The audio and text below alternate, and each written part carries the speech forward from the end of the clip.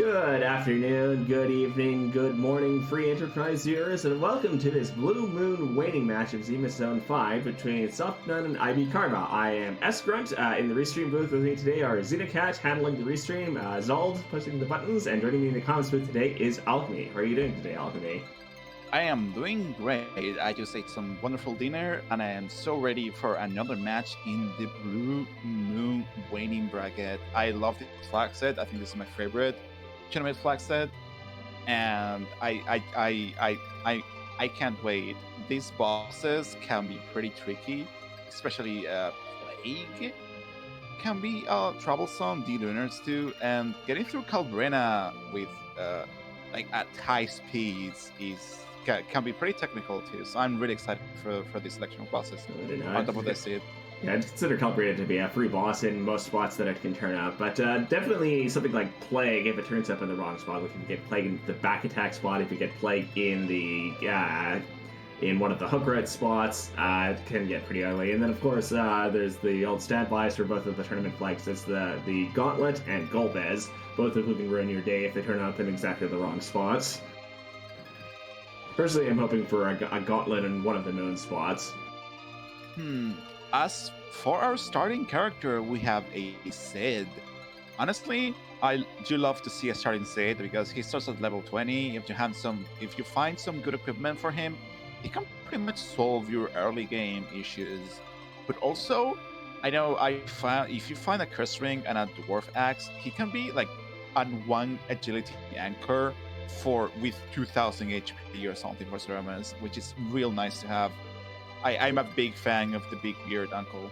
Yeah, the main problem with Sid in this flag set, Sid's very equipment dependent. We do have Neki on, so Sid is going to have some random weapon and nothing else to start with. It's a little bit more of a... Well, to be fair, Sid himself doesn't really start with much beyond that, even if Neki is not on, just for the hammer and the prisoner shirt. But his other game utility is going to be heavily dependent on getting that piece of equipment. We do have T Wildish on in this flag set, so I think it's highly likely that we'll be seeing that early game equipment for Sid, and he'll be able to do a lot for our runners in the early game. Yup. I'm just hoping that they find, a rune axe, an older axe, even a poison axe will work.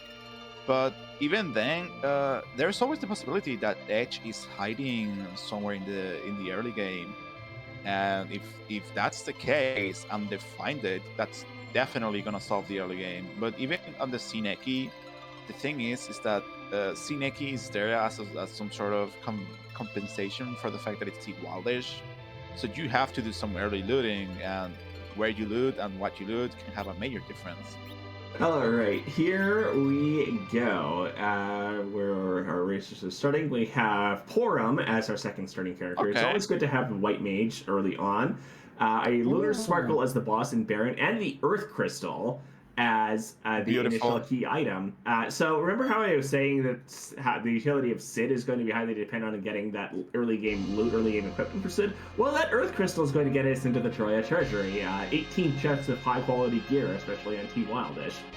That's cool. Yeah, power shirt, some skulets, an Artemis bow for that Sid, even a Heroin robe for that Porum. A real good axe. I'm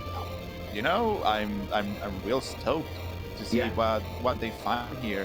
Would you go straight for the characters or straight for the loot right away to inform which characters you keep? All right. Well, it looks like IBKarma is going for the characters first, and Softnum is doing exactly the same thing. So in the Blue Moon flag set, it's see no earn, meaning we only have these 5 free overworld characters plus your 2 starting characters. 2 of them are here in Mystidia. That's Tella and Palom this time around. So we're pretty mage heavy so far. Indeed, we have only found 1 fighter. Usually, Blue Moon seats can tilt towards fighter groups because of the reliance on equipment and how good equipment is in this flag set. But when the seat hands you mages, well, there's only so much you can do to deal with that fact that you're just gonna have to do mages. Yeah. See the other 3 characters that are left. If we can make do with the mages or get some fighters, we'll see. Alright, so IBKarma heads to Mount Ordeals. One of our character checks is here as well as 3 boss checks. Softnum is heading to Watery Pass, which has another one of our character checks.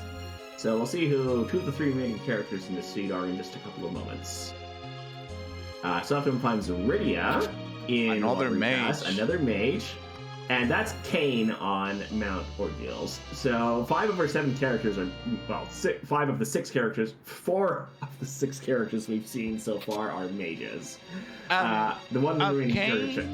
And Kane is not even one of the one of the best fighters, and neither is Sid.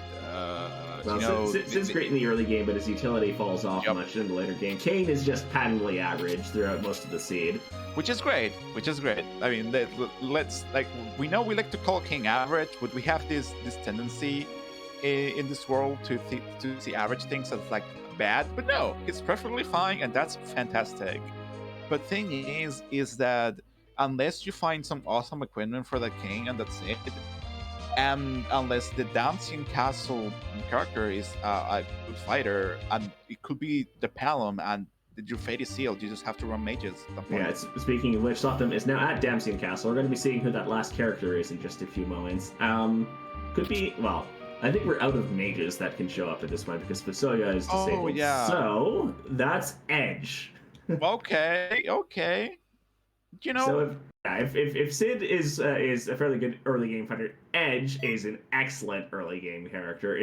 Of course, Edge is more heavily affected by Tsuneki than most other characters because Edge needs 2 weapons for the most part, and he's only going to start with 1, and that's very often something like a claw, which is not.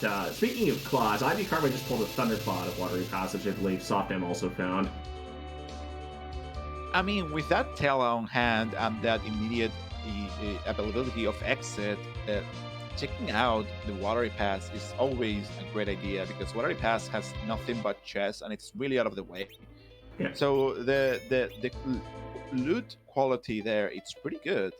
Yeah, our tracker's pointing out that this is a character set that could turn up in the Red Moon flag set, which gives you exactly 1 of Edge, Cecil, or Fusoya, and there's Edge, and true. he's the only one of the 7 characters. That's one of those. So Softnum goes to Troya Castle, checks the free item from Edward, which is just an elixir, and while Softnum is here, is indeed going to head over to the Troya Treasury. So in just a couple of moments, you're going to get to play one of our viewers' favorite games. Raid that Treasury! Yes, folks, it's time to raid that treasury. Let's see what we have in for us. Zeus Gauntlet, Crystal Sword. For that line of Cecil too. Another Zeus Gauntlet and Murasame, a Crystal. Nice. An Avenger. Oh, we're keeping that cane. Yeah. We're keeping that cane. Yeah, so that's let Kane hit things out of 10. Okay, this is a Porum White Mage, Tela, 3 fighters. We made it. Yeah. I mean, that's Sid. Like the thing is that Sid is not that we didn't find an Artemis bow or a really good axe for Sid, which is troublesome for him. But also Tela late game, he's a grind enabler. He's a support mage. He's not gonna be able to do the big damage that you want. But the other part is that if you recall the spring tournament, Adamant Cup, that one showed us that, hey, we can deal with like 4 characters and one of them's the anchor, it's fine. I noticed that IBKarma has a Stardust Rod from somewhere, which is going to be a very, very useful early game item. Not only is it plus 15 to magic casting, it's using it as an item will cast the Comet spell, which is basically 800 damage to everything in the field. It's very useful for clearing early game things. So, with all of the equipment that we found in the treasure with that Stardust Rod, with Sid, with Edge, we are going to be clearing out this early game extremely quickly. It's also extremely fortuitous that the equipment issue that Edge has under seeing Neki was completely dashed with that Assassin Dagger and the Murasame sword. And on top of that, Zeus Gauntlets. He has the strength and the weapon power to deal with anything in the overworld. He's like, our racers are gonna be just fine. Softnum also has that Stardust Rod. So, Softnum is in Atlion Cave, while IBKarma is also preparing to do the Treasury check, having just picked up that elixir from Edward. So in a few moments, we're going to be seeing our first boss check of the seed, Atlion Cave. Indeed. It seems that the IBKarma is opting to check the public treasury. You know, you're already here. Might as well. Why not? Yeah. It could be something for that Sid, like even if you're sad, you know, some extra damage is always welcome. Oh look, there's our resident comedy cave. That's Golbez in Atlion. Golbez tends to get the last laugh. Let's hope that the Shadow Dragon doesn't decide to bob the edge on the head. Commentary skirts and all that. I know. Yeah, okay, so Golbez, this is in the vanilla game, this is a very scripted fight. It's meant to reintroduce Rydia to the party. So the way this works in Free Enterprise specifically is the opening cutscene plays it roughly the same way. Golbez will paralyze your party members using Poltergeist and summon its Shadow Dragon, who will attack and kill 3 of your party members, or attempts to. In this case, you don't have any equipment which will prevent this from happening, so we're going to see 3 dead party members. At this point in the vanilla game, Rydia would show up, cast Mist, and destroy Shadow Dragon. Here, Shadow just runs off and lets your 2 remaining party members act. So, Golbez will then cycle between, in order, Virus, Lit 3, and Fire 2 in that order. He's very fast at doing this. So, in most spots where Golbez has high magic power, which is not this spot, that Virus cast will knock out one of your party members, most likely. Even then, a Lightning 3 is still a Lightning 3, and even this early in the game could be troublesome, but the HP in this spot is pretty low, so that a powerful edge has no issues with it. And a package for our troubles. Yep. So the package is normally a character check and a boss check. Here it's solely the boss check with about 2.5 minutes of cutscenes leading into it. So while this is an entirely boss hunt focused seed and the allure of that one boss check might be there, it's very out of the way. You're not going to find very many runners making that check early unless they absolutely need to. An early package is terrifying. It's like no pun intended, a time bomb in your hands. It's like, oh, this could be the boss, one of the bosses I need. It could be, very much. It's like a Damocles sword over your head. Like, oh, do I check this? Do I not check this? It's always in the back of your mind. Oh, I have the package. I could go check the package. So it's so interesting seeing who like gives in to that feeling in quotations, and who makes that that straight up gamble, and who doesn't. Alright, Softnum is heading up our ordeals now, finds that cane, chooses to ditch the Sid in favor of that cane. That's fair. Which, given that load of equipment we just found in the Treasury, it makes perfect sense. And of course, having done a couple of bosses up to this point, we'll continue heading up Mount Ordeals. We're going to be seeing our next round of 3 boss checks in just a few moments here. Ordeals, in addition to the 3 boss checks, will also give you a key item, and well, if Cecil's around, we'll turn Cecil into a paladin, and we'll also unlock Tella's full spell list. So. Tella, again, I say this in every ways, where he shows up. It's really funny in the newbies corner, seeing new folks be like, oh, Tella's so bad, Tella sucks, he's so weak. And I'm just like, give the old man a chance, like, because he doesn't need any levels to learn pretty much 90% of the full spell list in the entire game, and a lot of those spells are extremely useful. Yeah. So going up ordeals with a Tella in hand, knowing that this is all the characters you are ever gonna get in the seed, it's on top of the 3 bosses always a great couple. Yeah, Tella is an extremely powerful utility character. It takes a little bit of way of knowing your way around the game to actually understand how to use Tella effectively in that set. Like, if you start with Tella, for example, he has exit right away, so that allows you to, say, loot places like the entirety of Watery Pass, which you might not otherwise be able to do right away because it takes long to log out. Anyway, here's our first boss check. And it is Octomammoth. Okay, that's nice up here.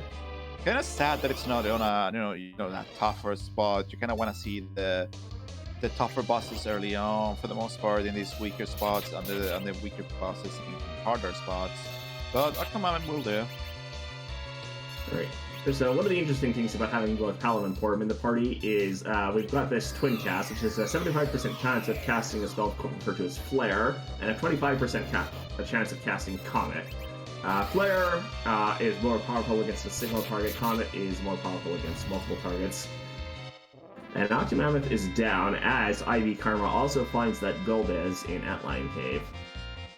We'll see if IBKarma also has the same luck that Softnum had by leaving Edge alive. One can only hope. Alright.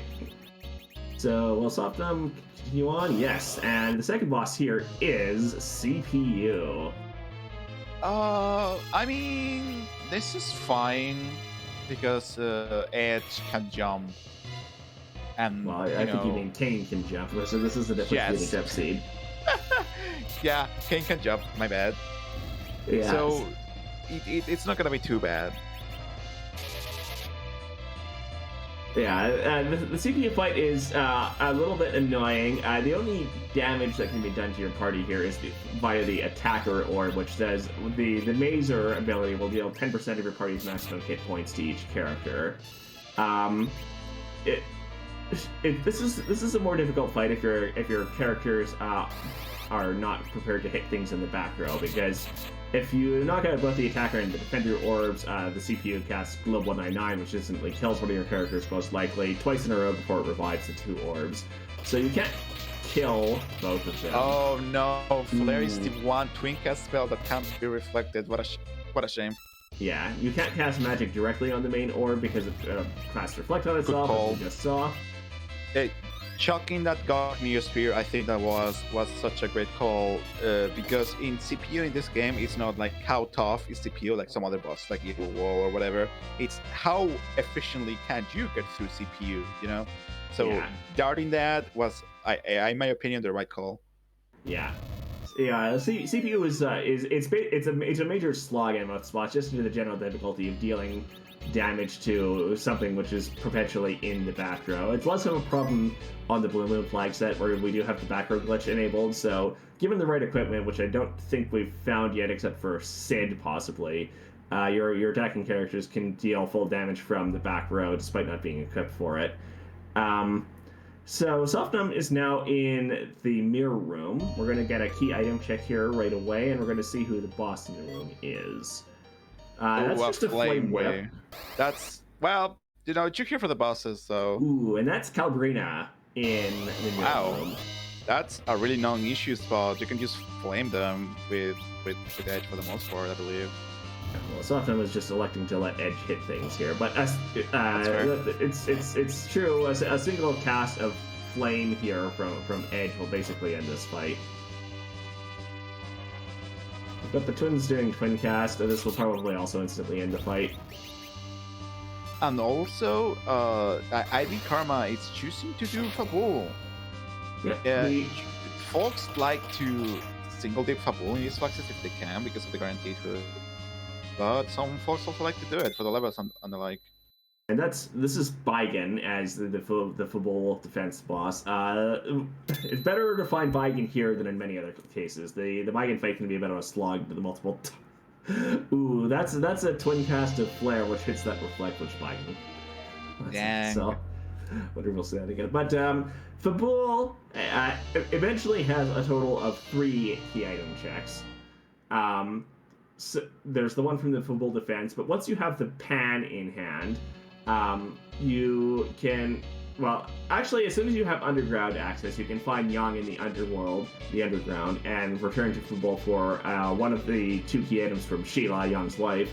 And once you have the pan in hand and go back to the Silk Cave and bonk Yang in the head with the pan to wake him up, which itself is a key item check, you can then return to Sheila, turn in the pan for a third key item check. So a lot of the time, runners will wait until at least until they can get underground to set up that first check, or if not, wait until they have the pan to set up all of the checks to come difficult. And that's just a charm rod for this revolt defense. So at this point, the only options left to our racers are Waning and the Tower of Sod, right?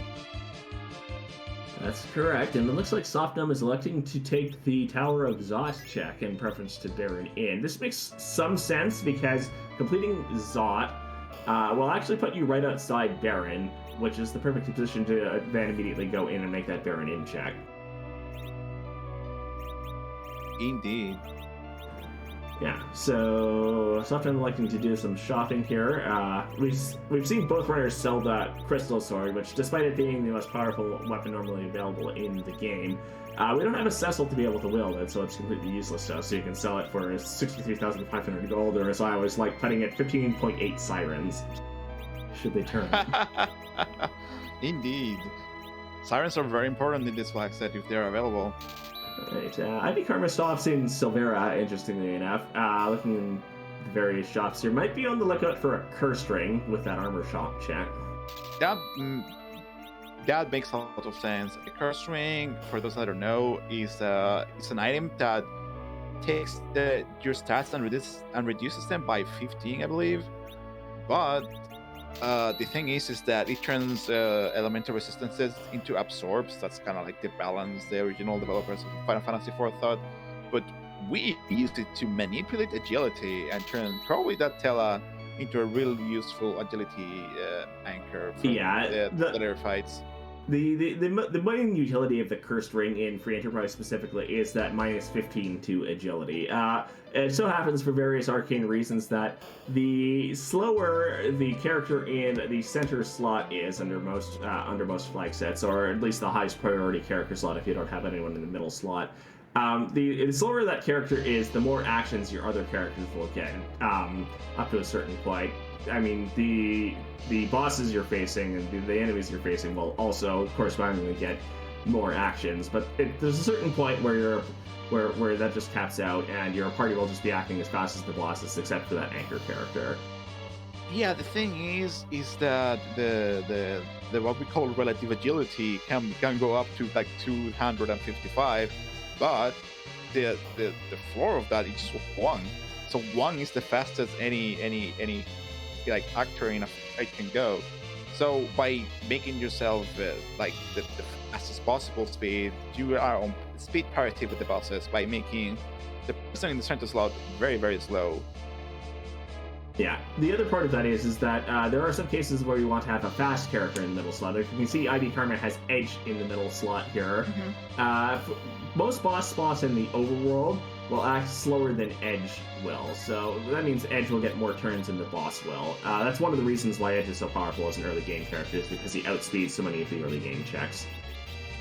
Indeed, and outspeeding them is pretty important because, for example, if you get, a cheeky surprise wyvern or something like that, you can't just, pop that Saravel on Edge because Edge is going to be faster than them.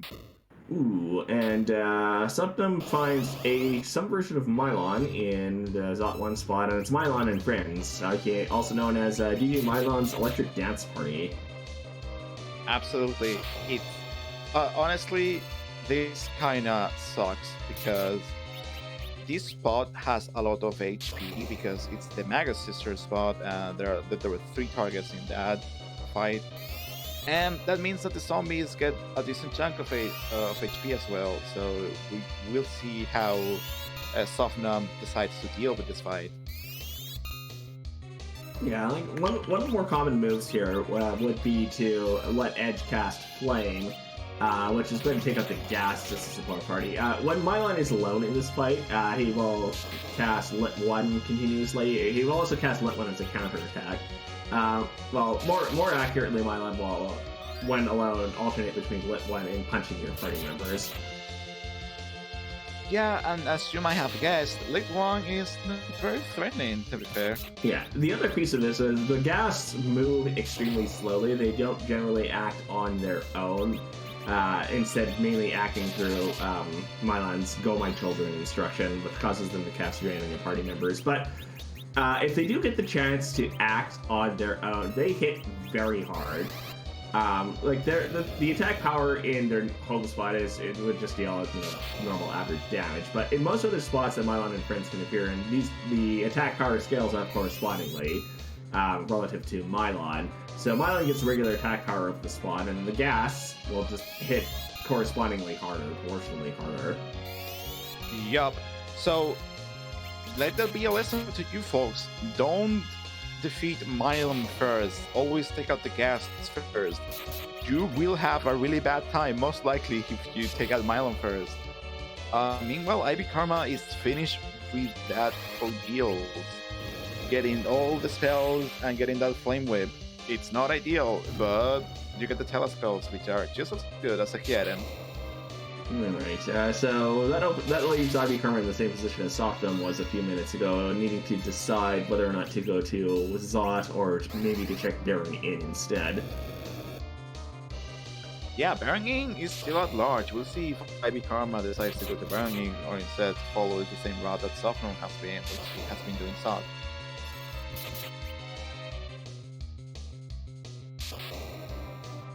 Okay, where are we going today?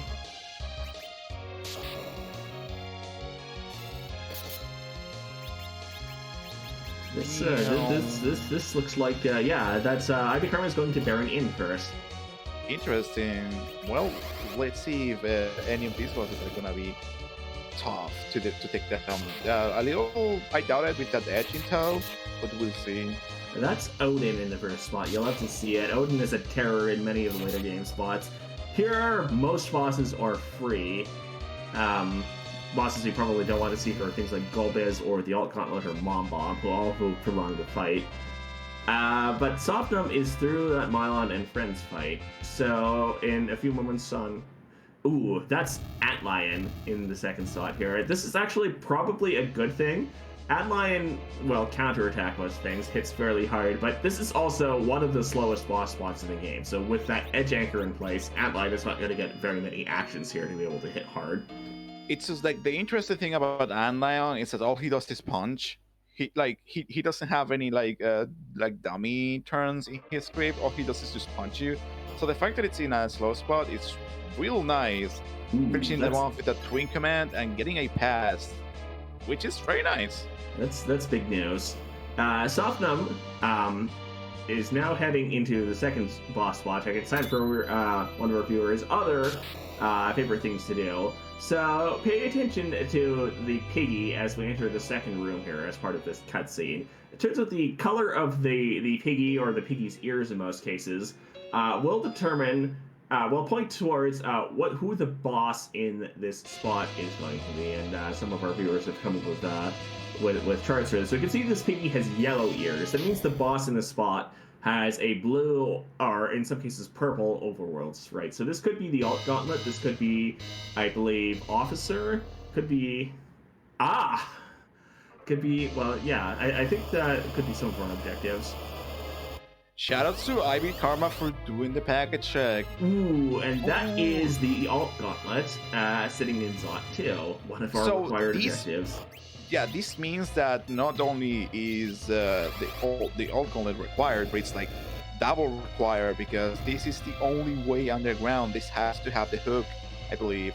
Well, so, this can be the hook, or this can be an item which leads to the hook. So this could be the Twin Heart, for example. It could be the Baron Key. But you have to go through here, pretty much. So, what it means is that IBKarma is gonna find this as well. Yes. It's on the way to actually being able to beat the seed in the first place, which is honestly pretty cool. Like, being able, like, sometimes the bosses are all like scattered around, and some other times the seed somehow has like rails in quotations, and it becomes kind of an execution race.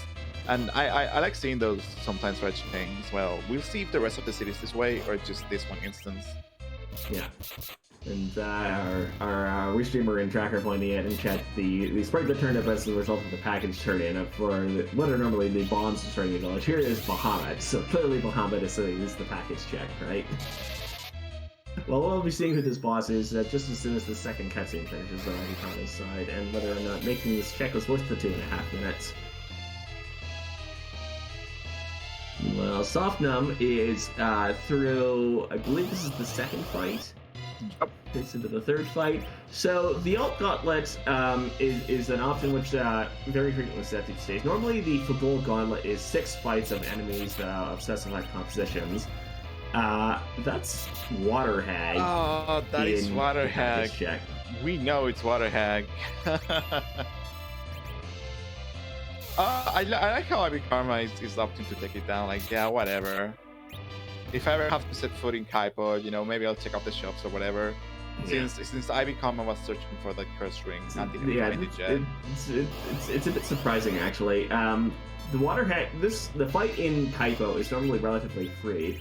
Water Hag is one of the bosses which makes this fight take a non-trivial amount of time, just because Water Hag, normally scripted fight in the vanilla game, takes 3 hits. You get messages between or after each of them, and then goes away after that. But most fighters would be able to end that fight in a single hit. Yep, it's always so funny when Water Hag shows up on a spot that's super canon on this one. It's like, no, you were supposed to make the fight shorter, not take longer, please. Okay, as Softnum turns to the rest of the song, it'll be interesting to see what IBKarma is looking for here in Kaipo. Yeah, my guess still is, like, my best bet is still on curse rings. Yeah, seems that way. Well, speaking of curse rings, there they are. You found it! That Kaipo trip was not a waste. Now, in order for IBKarma in the context of this raid to leverage that advantage of the curse ring, a Softnum needs to not find any curse ring, like casually just like going through the scene. Yeah, and we'll see if that happens. Yeah, with T Wildish being on, it is highly likely that we're going to be finding a curse ring somewhere else during the scene if enough looting is done. If you looting in the right places are basically guaranteed to get you items of at least that quality, and it's just a matter of time before one of those turns into a curse ring. But that's the end of the last fight in the Fabul Gauntlet for Softnum. So in just a few moments we'll be seeing whether or not this is the hook directly or merely something else that leads to the hook, be it the Twin Harp, the Baron Key, or something else along those lines. IBKarma, meanwhile, is now also heading into Zot. We'll shortly be finding that Mylon and Friends fight. was that another crystal sword? Or was it a crystal something? I think it was like a crystal shield or something. Yeah. I don't think it was crystal gauntlet. Thank you. Yeah. Thank you, Zena. I don't think it was a crystal sword. I don't think crystal swords can pop up here. You can't find a crystal sword in normal chests in Zot. So our researcher Xenocat pointing out that apparently IBKarma found a mute knife. That's correct. And that was the hook. Really good. Yeah, that was the hook directly that we got from the Zot check. So Softnum is now in a position to head to Cave Evelyn and begin the hook route. Both of the Moon Flag sets, both halves of the tournament, have the hook forced as your only means of underground access. In most seeds, you can find the magma key and turn that in agars to open the what in the vanilla game is the initial way to get underground by opening the volcano and opening passageway underground.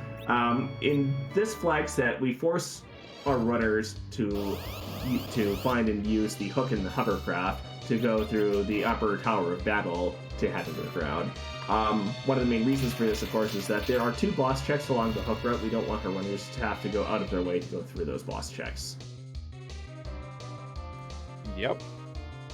We'll see if the hook route is gonna be, like something really dangerous or something like good. Some of the free bosses that could help alleviate some of the issues have been gone by now. Yeah, we have found them. So the circle of bosses that could prove an issue It's a very real possibility. Yeah, there's a wide variety of things that you don't want to see along the hook route. Especially, like, if you've got a relatively mage-heavy party, you probably don't want a system like Ogopogo, which counters most magic. We do have Star Veils from the Troya, one of the Troya shops had Star Veils. So you would be able to reflect magic in that case. It wouldn't necessarily be as bad as it might be otherwise. You don't want to see things like Evil Wall on the Kingpin Evelyn spot, or Rubicante in his vanilla location, possibly. Things like that.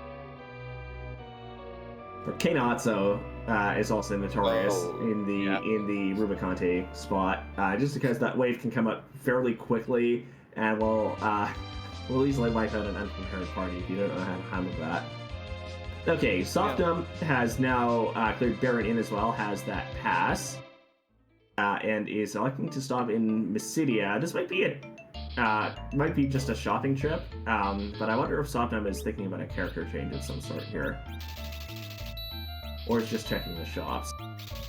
It's a real good thing that Odin was in the Baron in one spot, because Odin at any of the two spots in the hook route can be real troublesome. Yeah. Interestingly enough, there are mutant eyes for sale in Mysidia, so that advantage of IBKarma having looted that mutant knife is no more.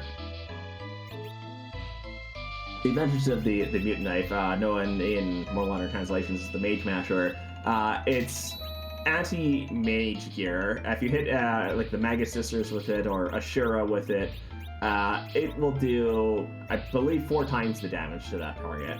So if you've got a high-powered edge who can wield a high-powered weapon in the other hand as well, he will just tear through mages. We do have that Murasame from earlier, so. So if we find, a troublesome Ashura at any spot, or a troublesome the Magus Sisters, both of these racers are real ready to go. And you will see Edge deal like 7,000, 6,000 damage. It's kind of wild to see. Okay, with that done, I think we're now going to see Softnum go pick up the hovercraft, and I believe we're well equipped enough to the point where I don't necessarily think we'll see our runners going to Evelyn Castle, well renowned for T-Wildish loot caliber. Instead, I think we're going to see Softnum. I would surmise that we're going to see Softnum head directly into Cave Evelyn. Thing is that am I wrong? No. Okay. Nope. There's the pickup. Softnum is indeed heading directly into Cave Evelyn. This is the allure of wanting to loot Castle Evelyn, and so just heads directly into Cave Evelyn to strip the road. The fact that you are always at the risk of there being a nasty boss down in this path.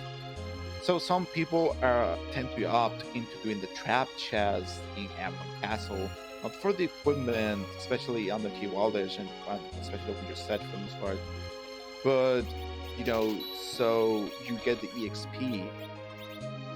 Well, one of the other pieces of this, I generally think it makes more sense to at least check the shop in Cave Evelyn first. The shop in Cave Evelyn is what's considered to be one of the gated shops where you can get on the standard shop settings a tier 5 consumable. So this can be things like Bacchus wine, which is what we found here.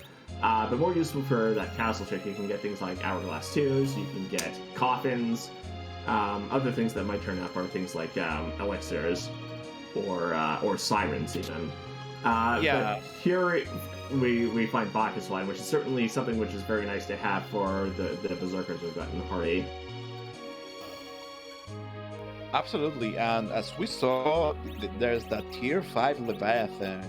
Did Softnum pick that up? I think he did. No, I don't think so. I think that was just a Bacchus purchase. Gotcha. My eyes might have been playing tricks on me. It just, if you stick it out with Arvidia, that's such a nice reward, because Leviathan is extremely powerful. It's even stronger than Quake. It's a little slower, but it's also even stronger. Yeah, having a Leviathan available going into the Hunt Round and Iridia that's prepared to use it can make all the difference. This party is powerful enough that like we're in a good position to get down the hook route without it, especially if you've got a Porum that can cast Blink to avoid that physical damage. You've got a Paladin that can cast Quake. That's probably enough damage to be able to get through most things that can turn up here.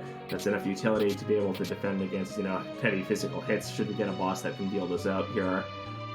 So I think we're well prepared for this. Yeah, especially if that Porum has Blink, which is one of the best spells in the entire game. Nullifying 2 physical hits. That's Dark Elf. That's one of our required bosses.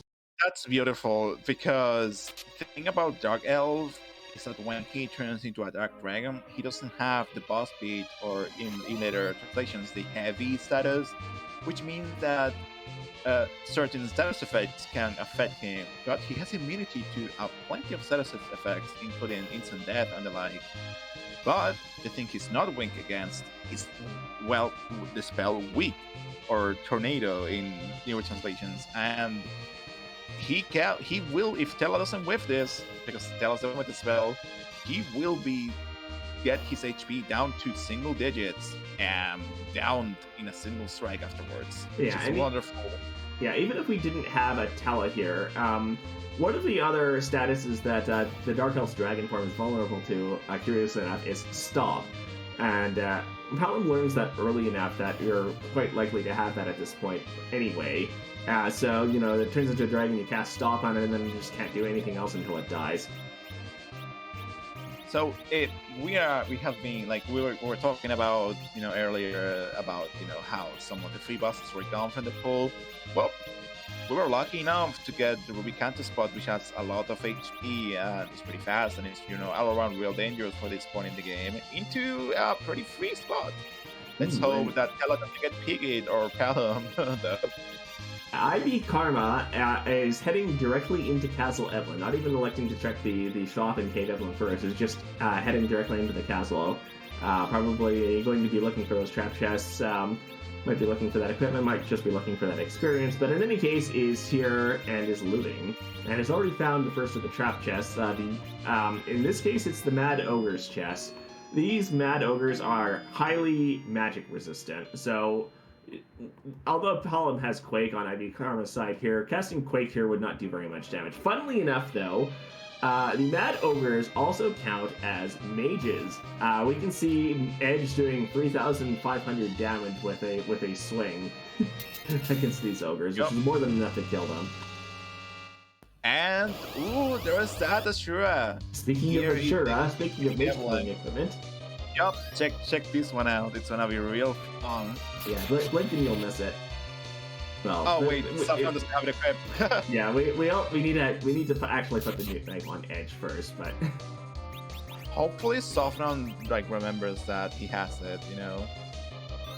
For those that don't know, for some reason the King Queen Evelyn spot has no magic attack, but instead has incredibly high physical attack for this spot.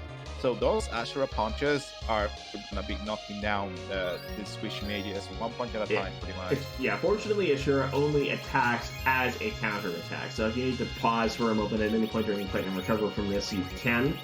I did see that we got only a glass hat from a glass mask, I suppose, from that first Mad Ogre's chest on IBKarma's side.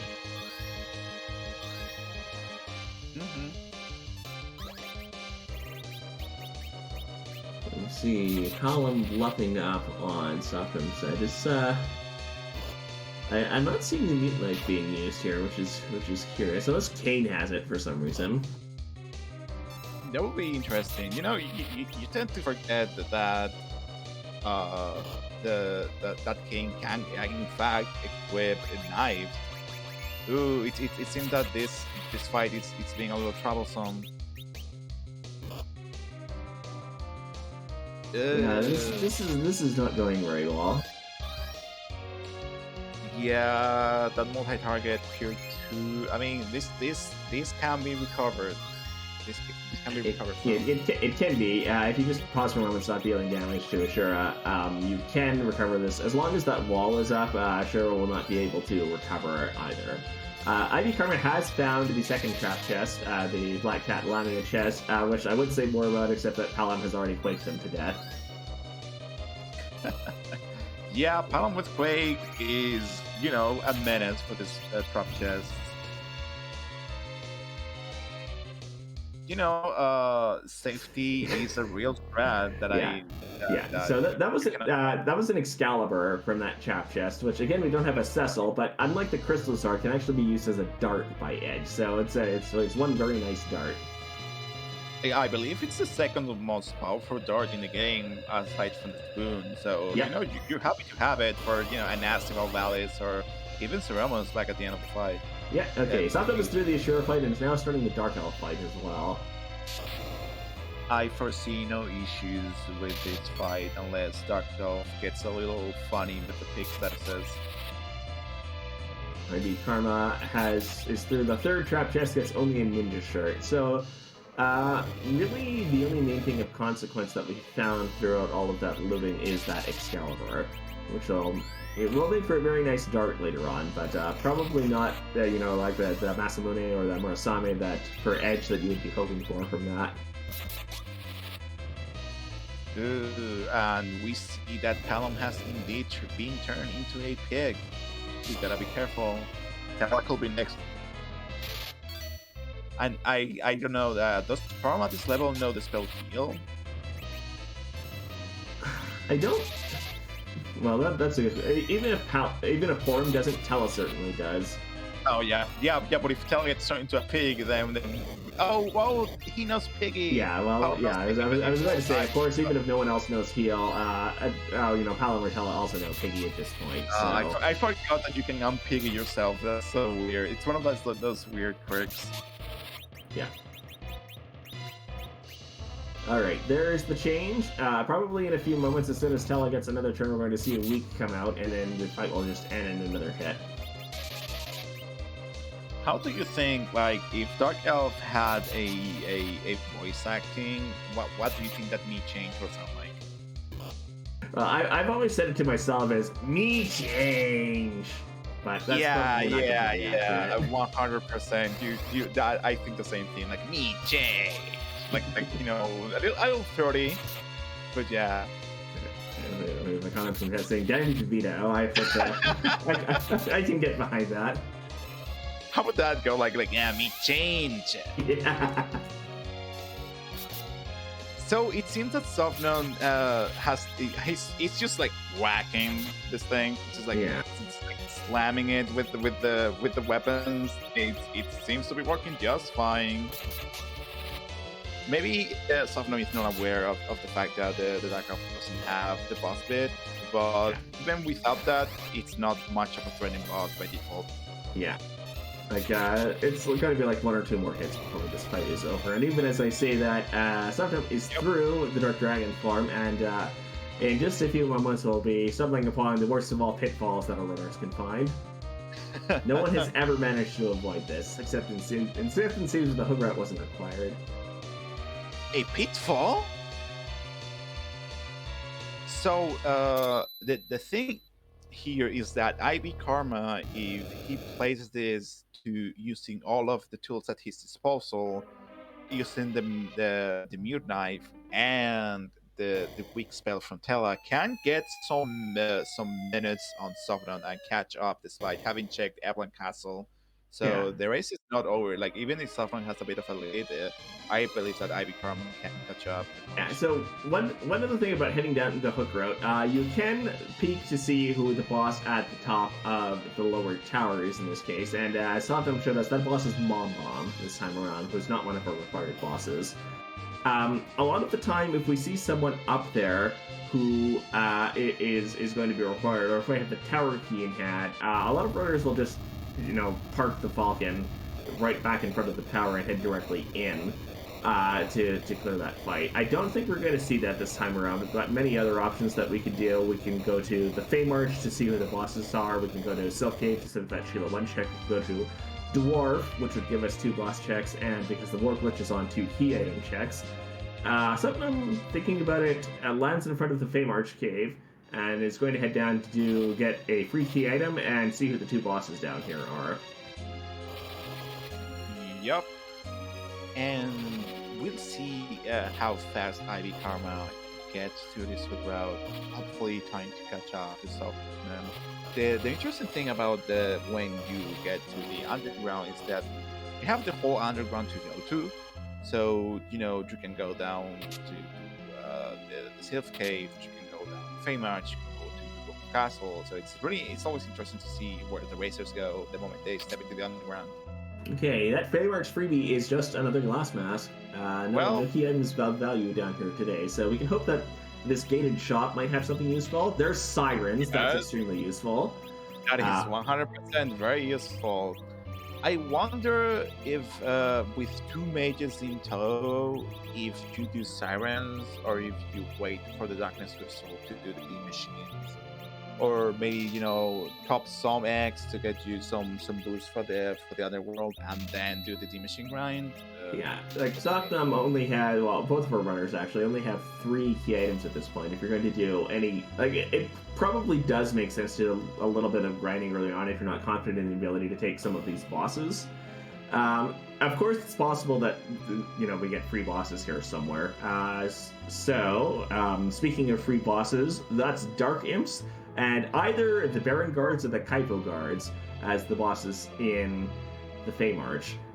Both of those, so the Dark Imps and both varieties of guards are just regular enemies for the most part. While the stats for them do scale to their boss spots, they don't have the boss bit, the heavy bit set, so they're vulnerable to, weak or stop, or if you've got coffins, you can instantly kill them. We don't have coffins at this point, but we have enough black mages that we can basically deal with them extremely effectively.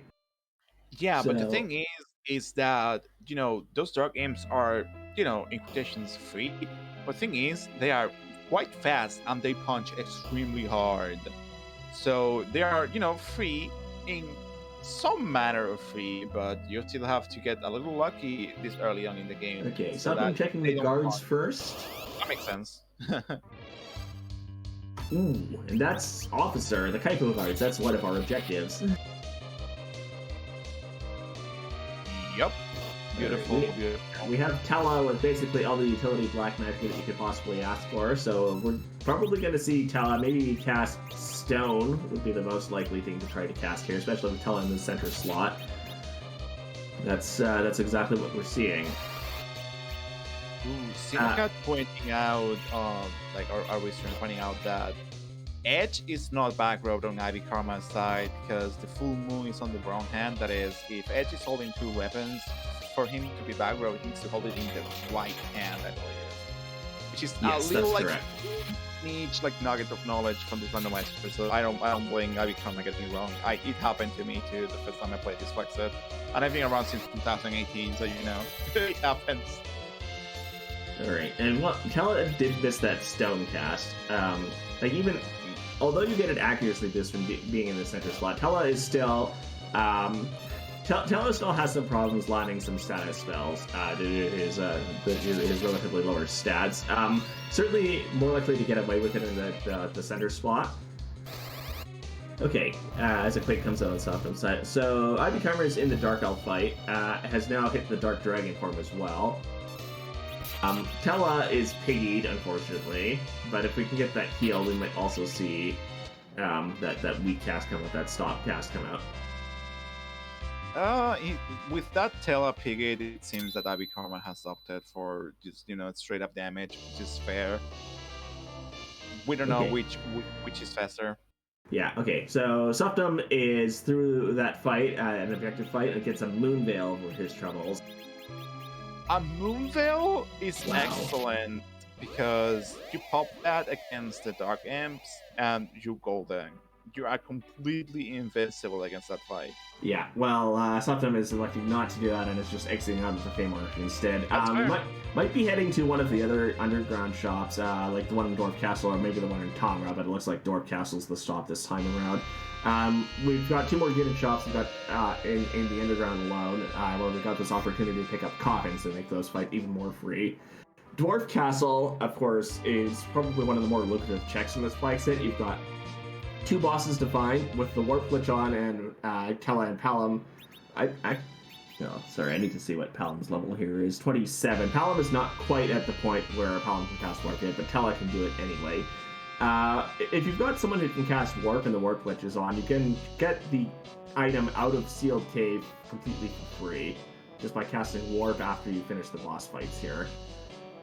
We see only elixirs in the Dwarf Shop for a Tier 5 consumable, so no coffins to be found there. Meanwhile, IBKarma is through that Dark Elf fight and will very shortly also be deciding where to go in the underground. There's some rune axe for that Sid that is in our party. Yeah, speaking of mage gear, that rune axe also will deal anti-mage damage, and that's Leviathan in the first boss spot. And we know that the next boss is a lunar sparkle, so it could very well be that the lunars that we are looking for. It can also be that plague that we're looking for that matter. So this is a very good play from Softnum, for sure. Leviathan is not gonna pose much of a threat here.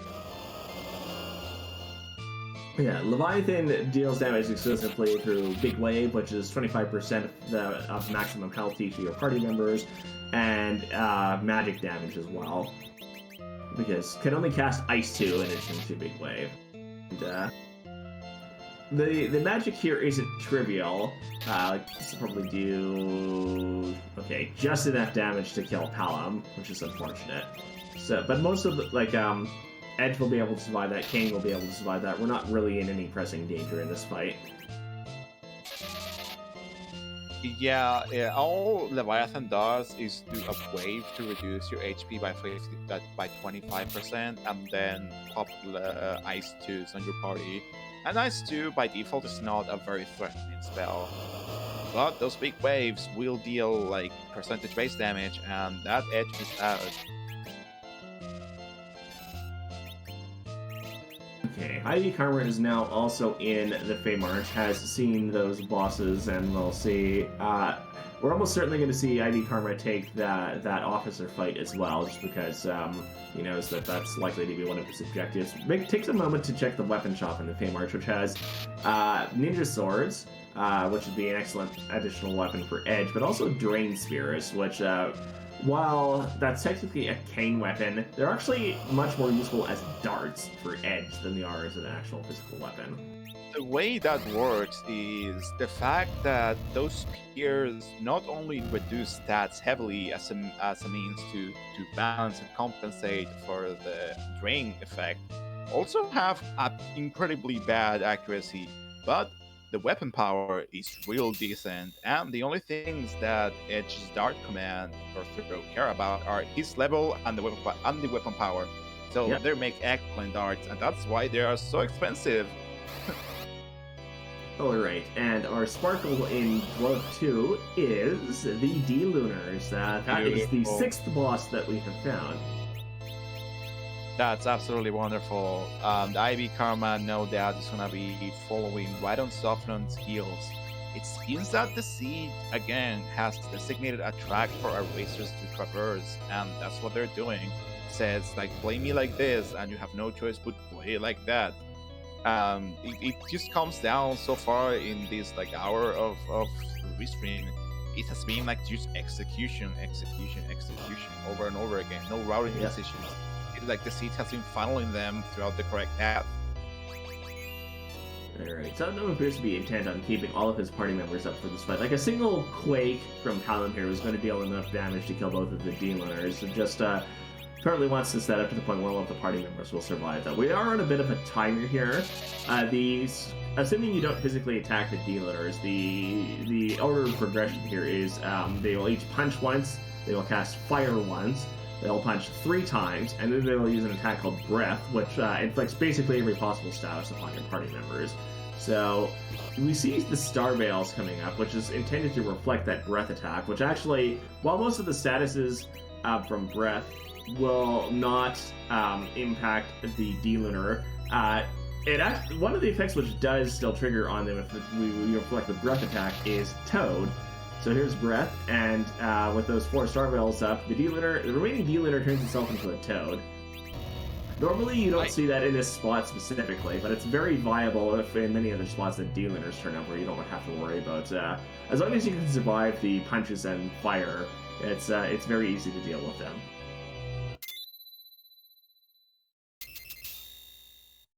It's kind of interesting. Like, I wonder why Softnum decided to go for Lunar Frog strats in this spot. Like, maybe he feared the various counters with such a overwhelmingly fighter party. But whatever the case is, he has gone through the dwarf castle checks, and we will see what the reward is. Did Hell learn what? Oh well. Anyway, Stella has it, so we'll see if Sovereign remembers to warp back. All right, pop quiz. What level does Paladin learn warp at? Chad, I'm asking you that question.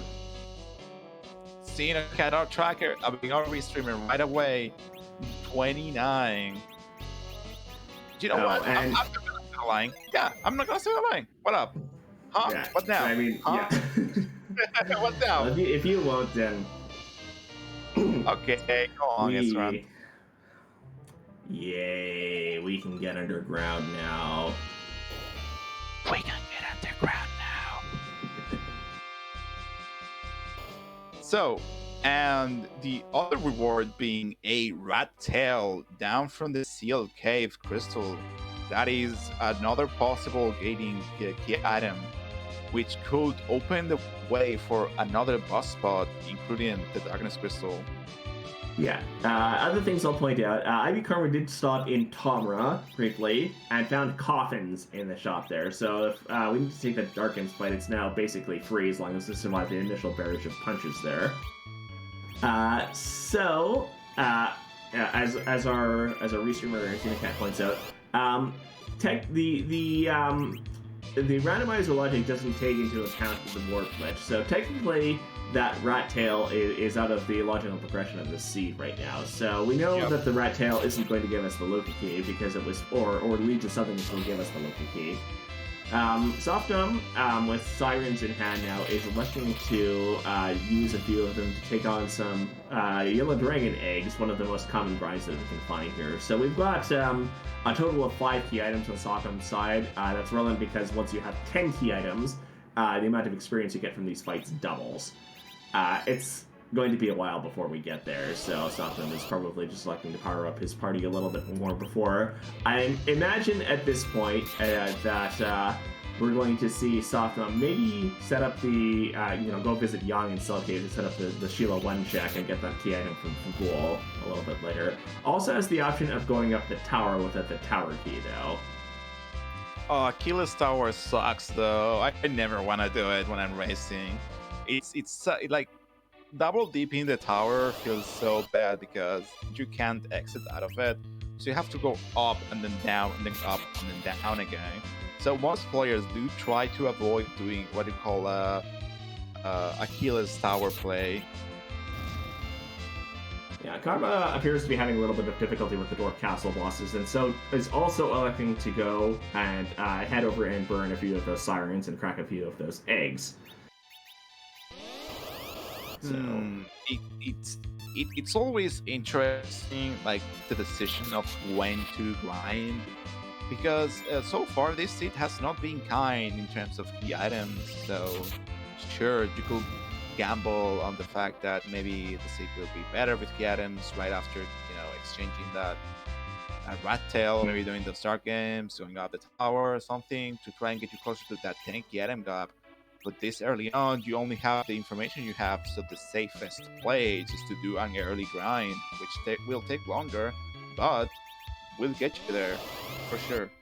Okay, and while both of our runners are taking the opportunity to prepare for whatever comes next for them after building a city experience, this is an excellent opportunity for me to once again shout out both of our runners, Softnum and IBKarma, putting on an excellent show for us today, but also Xenocat in the Restreamer booth, us all pushing the buttons today, and of course my co-commentator Alchemy. Thank you, and shout outs to Esrant for joining me here in the booth. You know, it's easy to just see the egg grind and think, oh, all they're doing is, hitting these eggs and like getting it over with. But there are so many micro optimizations that you can do for this grind in particular, with like turn order, the equipment, the ATV manipulation, trying to like what egg hatch. Yeah, one of my favorite things to do here, especially with the party composition and the equipment that we've got here, would be we have an assassin dagger, we have an edge. Yep. You can put edge in the middle slot, give him the assassin dagger, and if you time the attack commands exactly correctly, well, relatively correctly, there's a bit of a timing trick to it. You can land the hit with the assassin dagger just immediately after the egg takes its action, which will cause the assassin dagger to trigger its swoon and instantly kill the egg, no matter how much damage edge is doing. Or the other option is have just enough strength and levels and slap that Avenger on King and just let him rip, because you have already done eggs. Yeah, it's totally. I say that on the assumption that no one else in your party can one-shot the eggs, and Softnum is in a point where Avenger King is one-shotting the eggs, so it's less of a concern now. IBKarma has decided that only pop some eggs in order to face this Dwarf Castle 1 boss, because honestly, this boss can punch pretty hard and can cast some mean spells. It's pretty slow for the most part, but it can be a little tricky depending on which boss is here. So I totally understand popping some eggs, maybe to do that, those dark aims later too, and maybe do the rest of the grind once you have more key items, perhaps. Yeah. It looks like the first one, like Softnum was done, but now that seems to have been an accident until airship launches is still grinding a little bit more. There's a variety of things that you could be looking for when doing these grinds. Probably most commonly, especially with the party composition that we've got here, one of the objectives might be to burn enough sirens to get Porum up to at least Cure 4, which will take a little bit longer than, say, getting Rosa to Cure 4. But you also have the option of getting both Porum and Paladin up to their most damaging spells, White and Nuke, respectively. I don't think that's what we're going to see here, because we don't have enough sirens to do that. But it is a possibility. Yep. I mean, maybe Softnum is counting on going to the moon and doing some Moonbusters, or perhaps the Giant. Once the Darkness Crystal turns up, we'll see how the suite progresses, because so far, again, both of these racers have been stepping on each other's toes the whole time. They if one makes some progress, the other is following close behind and doing the same check right away. So I wonder. Okay, so IBKarma is through the Leviathan fight. Went to cast Quake with Palom and found that Palom does not have enough MP to cast Quake right now. So we're also seeing the Star Veils go up on IBKarma's side with the intent to not waste any time attempting to knock out one of the dragons first, but is also falling back to frog strats here.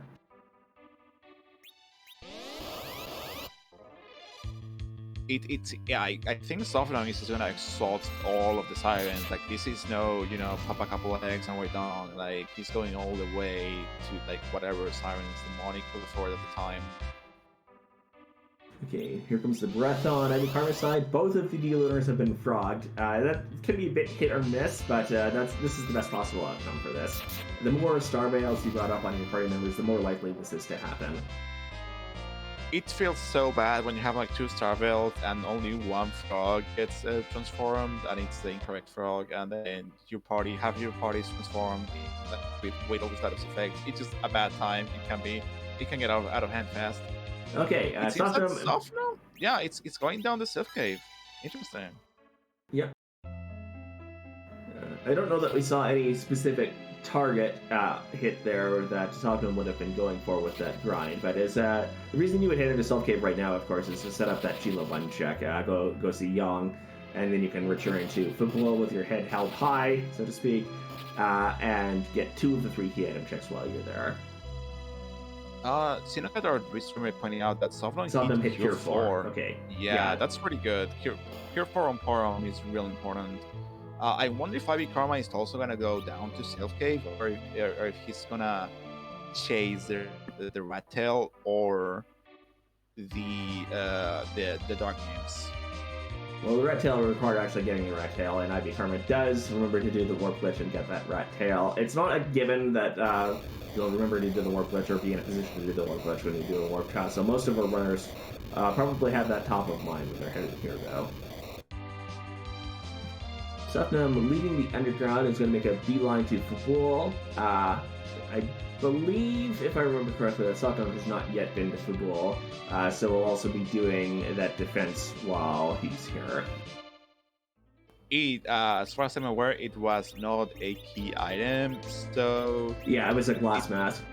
Yeah, another glass mask. There's been like 17 glass masks in this state. It's been kind of fucking... Ooh, it seems like IBKarma is going straight for the Dark Imps. I am so stoked. Yeah, IBKarma did find those coffins in Kamra, so it makes sense that you would be going back for this. Because the Dark Imps are just regular enemies, you can, of course, perform the Life Glitch on them as you kill them. So the way the Life Glitch operates is when you revive something with a Life Potion or a cast of Life 1, they are supposed to get 5 times their vitality back in hit points. And now it just so happens that no enemy in the game has a vitality stat defined, so it's considered to be 0. So they get back up and they have 0 hit points, and so they just immediately die again. And you get an experience. You get the experience as though you killed them again. So if the intent here is to grind a little bit, we're probably going to see the coffins come out, and we're going to see some life potions thrown on them at the same time. All right. Here's the coffin. So the next action here is probably going to be to use a life potion on that Dark Imp. There's the incredibly powerful punches. That was lucky. That's the powerful. That's the power of the back row right in action. Yeah. Wasn't a glass mask from here? It was a charm rod. The glass mask came from somewhere else. Oh. Those punches are obnoxious. This has to be it. This has to no. Like we said, this is free in many quotation marks. Yeah, this would be much. Where are all the key items? Sheila Cat. Yeah, Sheila just having an Avenger, which we already have an Avenger, and we only have one person who can use an Avenger, so that might make another nice dart eventually, but. What else are we missing? There's like Rat Tail. The Dark Imps might have something. Top of Tower might have something. Yeah, Achilles Tower. No one has checked Hobbs actually, and I didn't even notice. Yeah, the normal reason you would come to Mount Hobbs in most other flag sets is because there's a character check here. There is also because we have no earned on, there's no character here, but there is a boss here, which is just which is one of Rubicante or Elements, which is not one of the bosses we're looking for. Not interested, thank you. Alright, the Karma's second attempt on the Dark Imps goes a lot smoother. Okay, is this a key item or not? It's the tower key.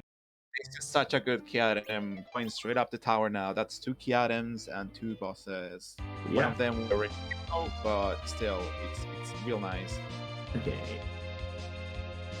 Softnum reminding us that we haven't seen either of the 2 quote-unquote free overworld boss checks in Mist Cave or Waterfall. We've just seen Waterfall, wasn't anyone important, and it's now headed over to Mist Cave to see who this other free boss is.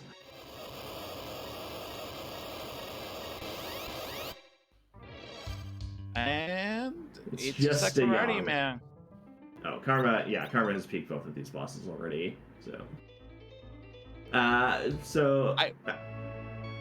I was hoping for the Dark Games having the Darkness Crystal, honestly.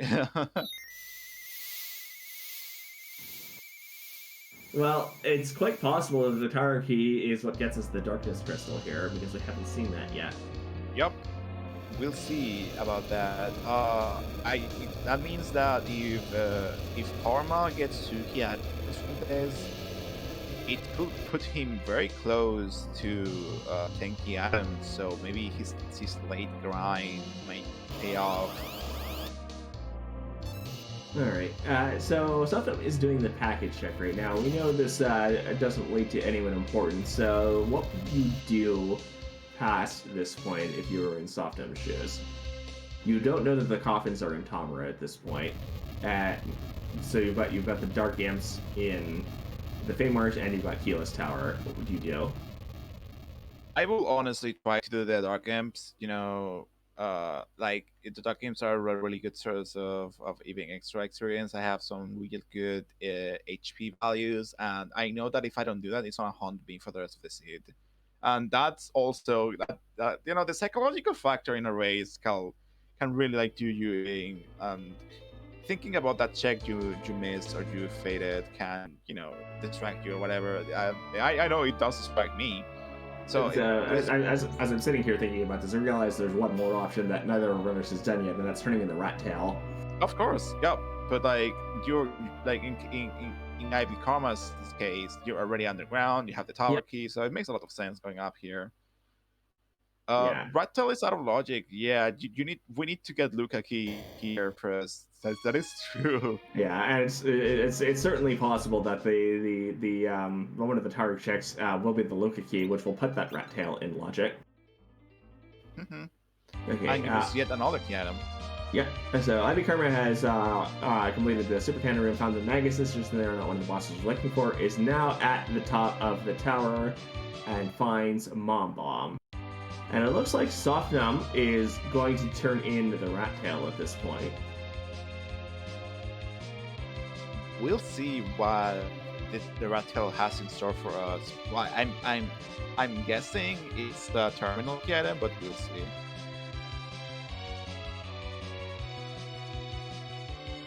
Okay, meanwhile, IBKarma is now in the Mom Bomb fight. Mom Bomb hits hard and doesn't do very much else. Mom Bomb has, I believe, about 10,000 extra hit points in most spots that it can turn up, but once you get into that last 10,000, we'll go into explode mode, and after a couple more actions, we'll turn into a party of smaller bombs. But that's just the adamant rock from the rat tail turn-in. As expected, a terminal key item. That is also a vanilla one. Yeah, that's the item you normally get from the vanilla rat tail turn-in. We'll see what this Mom Bomb has in store for us. This has to be the Darkness Crystal, right? I think. This doesn't have to be the Darkness Crystal. I mean, it can be like Twin Harp into Darkness Crystal or something, I guess. But it could also be the Super Cannon check that leads into one of those. This could just be a Zonk of some sort. True. But it is the Darkness Crystal. There it is. Karma can now go to the moon or something. If IBKarma exchanges the rat tail, it's gonna be 8 key items, I believe, which will make me try to get 10, I think. Yeah, this is interesting. Softnum is going for the keyless tower check, which, as we've just seen, is the value that we're looking for. Yep. So it'll be a little bit interesting to see if we get a key item from the Super Cannon check as well, which we'll see as we leave the tower on IBKarma's side. But with only one boss left to find, it's highly likely that we're going to find that in one of the 6 boss checks that are up on the moon, plus the 2 that we can see on the giant, which we can now get to with the Darkness Crystal in hand. So right now it would seem that Karma is in the driver's seat here. Yeah, it's interesting because for a while there, Karma was, like tracing Softnum's step, but since Softnum took like a bit of a hit on the brakes and did the grind, now Karma is, ahead on terms of progression. but still, Karma is behind in terms of levels. So it's really interesting the situation that Ray is saying, because Karma is gonna be clearing checks slower, making Softnum can catch up with the key items are trying to IBKarma. He can get the grind way faster once he hits the key items. There's a Twin Harp. Ooh, exciting! Yeah. Okay, so that puts Karma at the point where with the Twin Harp in hand, is now in a position where I believe the only key item that Karma is missing that could get a boss check is the Loki key. This effectively puts Karma in go mode, since we can access all but one of the boss spots, and even if one of the two bosses is in that last spot. Oh, thank you. Also missing the Baron key, which is 3 boss checks, so not quite at that point yet. Like, you wanna go to the moon a lot of times because it is densely packed with bosses. There's like 6 bosses there or something, 6 or 7. And like, yeah, but it doesn't mean that the one of the 2 bosses you're looking for is gonna be there. Like stats go both ways. They are all percentages, so it could be in the Baron key that we haven't found. Yeah, and of course, chat, think back to the start of the seed. What was the boss that gave us our initial key item? Oh no, it was a Lunar Sparkle, wasn't it? It was a Lunar Sparkle. That could be Plague sitting in Baron Castle. Oh, that's exciting. I completely forgot about that. That's wonderful. There's Softnum getting his Darkness Crystal. I wonder if he's just gonna bolt up to the moon. Okay, Karma turning in the Rat Tail gets the item in rock. I think we're now going to see Karma go to Mysidia and head up to the moon at this point. Maybe Karma will do Twin Harp. We'll see the decision he takes. I'm sure Rishimu will be very happy to see Karma do the Twin Harp first. Yeah, for sure. But yeah, before then we've got the Sheila 1 check to do. This is just an Avenger, so we'll see what Karma decides to do after that. Indeed. Oh, this is so exciting. This is rapidly turning into a foot race.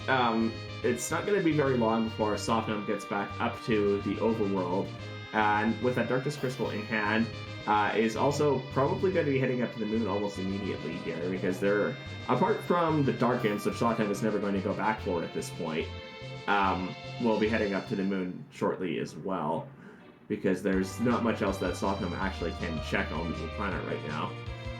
If there's a possible situation, wait, there we go. Oh, there's the Twin Harp. The restreamer Xenocat is letting us know that sadly IBKarma's audio is broken, so that's a bit sad.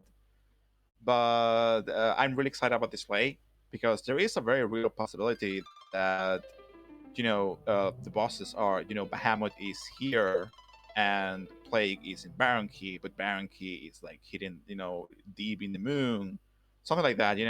So it could also be the case that this might not be one of the bosses we're looking for in Cape Magnes. It could be that this has, say, the Baron Key, and that 2 of our bosses are lurking in Baron Castle. Okay, unfortunately, we're not going to be hearing the heart from Karma's side today, unfortunately, but we'll still at least get a good look at who the boss is and what the key item is from here. I am so excited. Like this boss, the boss that pops out here is gonna decide like everything. Because if Softnum goes up to the moon, there's a real good likelihood that the boss is looking for. And again, it's only 1 out of 2. It's a coin flip, but like it's out there. Well, yeah. It's not a coin flip. I keep saying that it's not a coin flip. It's fine. Yeah. So let's think about this. The Darkest Crystal gates 8 bosses in total, 6 on between the Lunar Subterrane and Cape Value, plus 2 on the Giant. Other places that we can check that we haven't checked yet include the Baron Key for 3 bosses, with that Sparkle unknown. Has a chance of being the Plague that we're looking for. The Loki Key, and what we're about to see here in the Twin Heart. So that's an 8 in 13 chance Well, the eight of the 13 spots here are on the moon. There's another sparkle. It looks like. Oh, sorry. Oh boy. Yeah, getting slightly It's ahead okay. of myself We can here. talk. Oh, audio's broken. Ooh, it's Sparkle. Is this gonna be Pale Dim or is this gonna be Plague? Or is it going to be Ogopogo? How exciting. I obviously execution races like this. Ooh, It's there it is. Ogopogo. That's not the boss we're looking for. Execution races like this are always so exciting because they tend to like the races tend to be neck on neck. It's kind of refreshing. Okay, while we can't hear the heart music right now, Karma is at least polite enough to tell us that it's Final Fantasy IX music.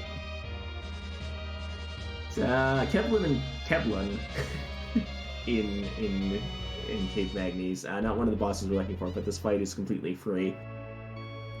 We have Kebbling and Quibbling right here. And hourglasses. I mean, do you really need the hourglasses at this point? Maybe for those dark games that, Softnum hasn't... Whoa, that's a lot of... Oh, do you think Softnum is finishing up the grind on Paladin? That thought had crossed my mind, yes. Well, that'd be useful for the free boss fights. The other thing that you would be likely to use hourglasses for would be, say, if you want to do gold dragon fights on the moon here. Okay, Karma is through that fight. Is this a key item that we're looking for or not? I mean, any item's good at this point. Well, Yeah, that's a spoon. That is a key item. It's not progression, but it's a key item that puts Karma at 10. It is 10 key items. Also makes for a very nice start for Edge. That's not the boss that IBKarma was looking for, but that is a key item, which is exactly what IBKarma needed.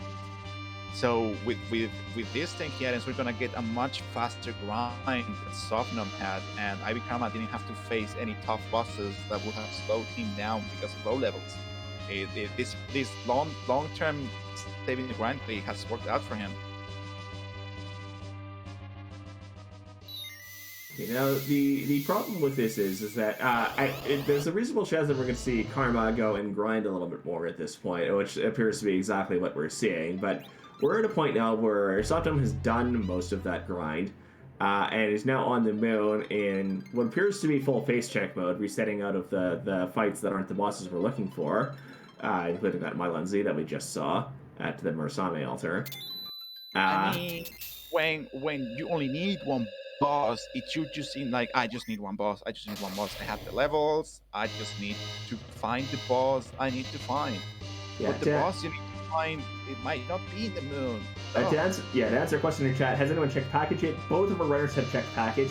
It's Water Hag at there. Karma, interestingly enough, chose to take the fight and ultimately found curse rings in the Kaibo shop after doing so. Yup, I don't think Softnum ever found a curse ring, so that Zemus fight might be a little dicey despite the levels that Softnum might end up having. Well, Softnum does have Tella still at reasonably low levels, if I remember correctly, at least at the point where at least the physical attackers, the berserkers in the party, will still be able to act at RA1. The thing is that, let me check Tella's stats. I have the spreadsheet around here. The thing about Tella at higher, like Tella gets speedy real fast. Like Tella gets 14 agility at level 36, and 14 agility makes Zemus makes your party RA2 and Zemus still is like RA1 or something like that. Yeah, like so in an absolute worst case, we still do have that Rydia who's hanging out in the city right now. Yes, so if Softnum really needed to, could go back and take that Rydia to serve as an anchor for the Z fight. But what that means is that if Softnum realizes that, I don't know what level Tella is, or if he's able to keep that Tella down the whole time.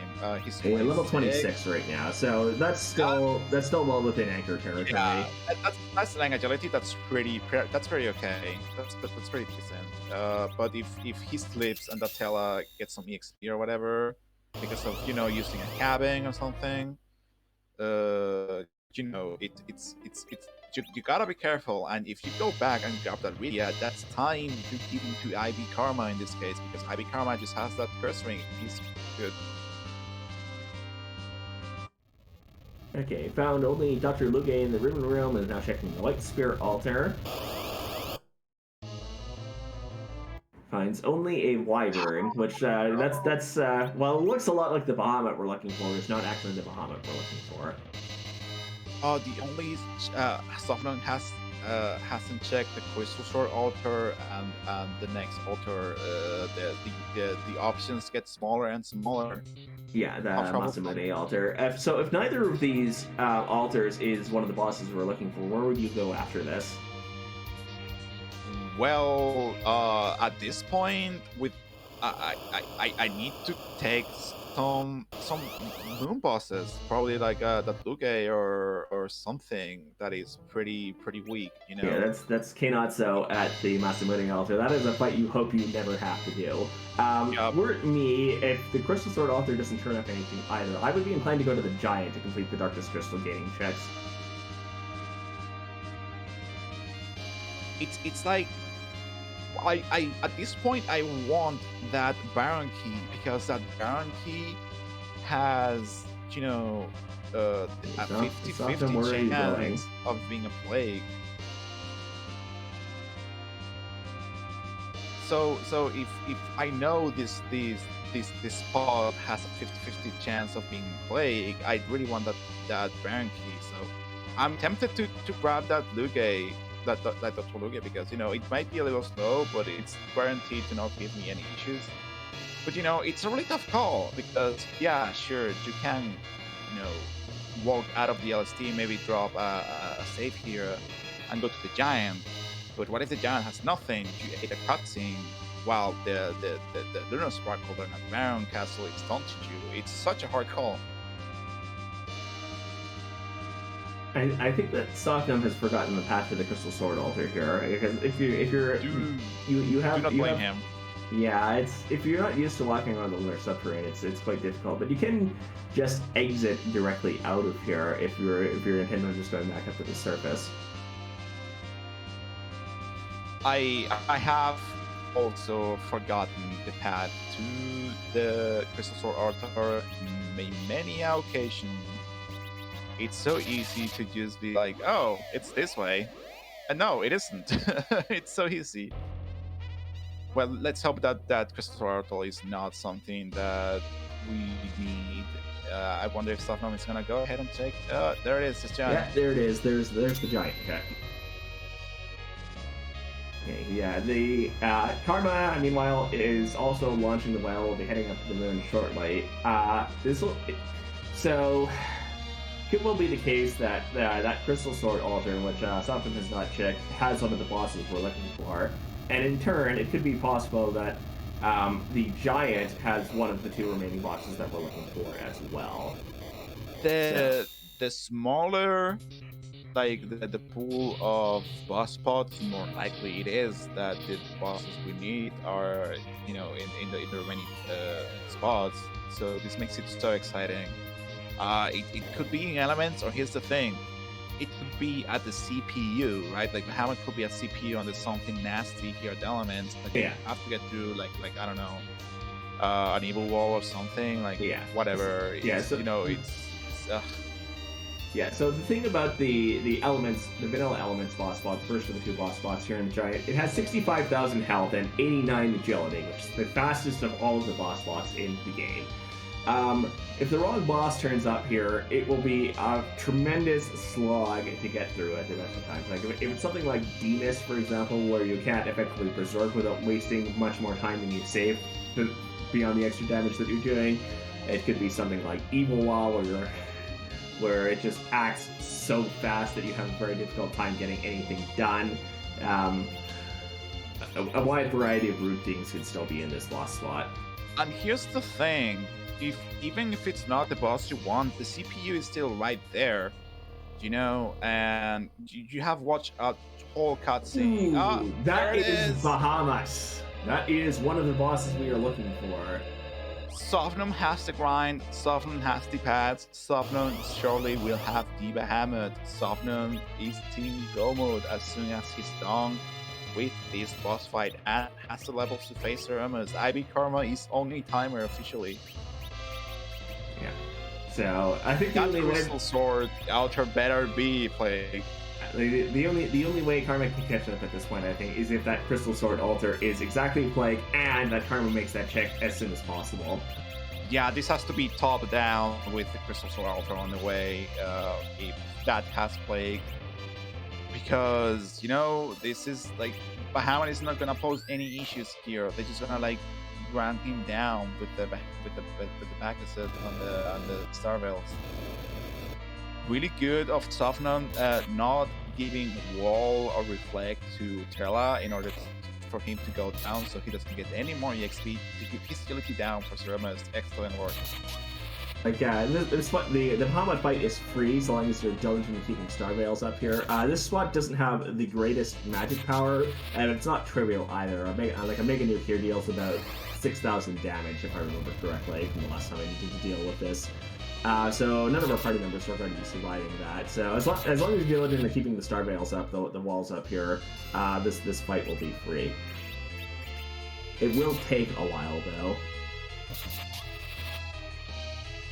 Not to mention that Softnum will have the choice of either warping back out or possibly checking to see who the second boss here is, and if it's free, taking that fight as well, just a little bit of extra experience that you can get from that. And I say little bit, but that spot is still a significant amount of experience on its own. I mean, if Palom doesn't get nuked from this fight, I don't know how much EXP this Palom has.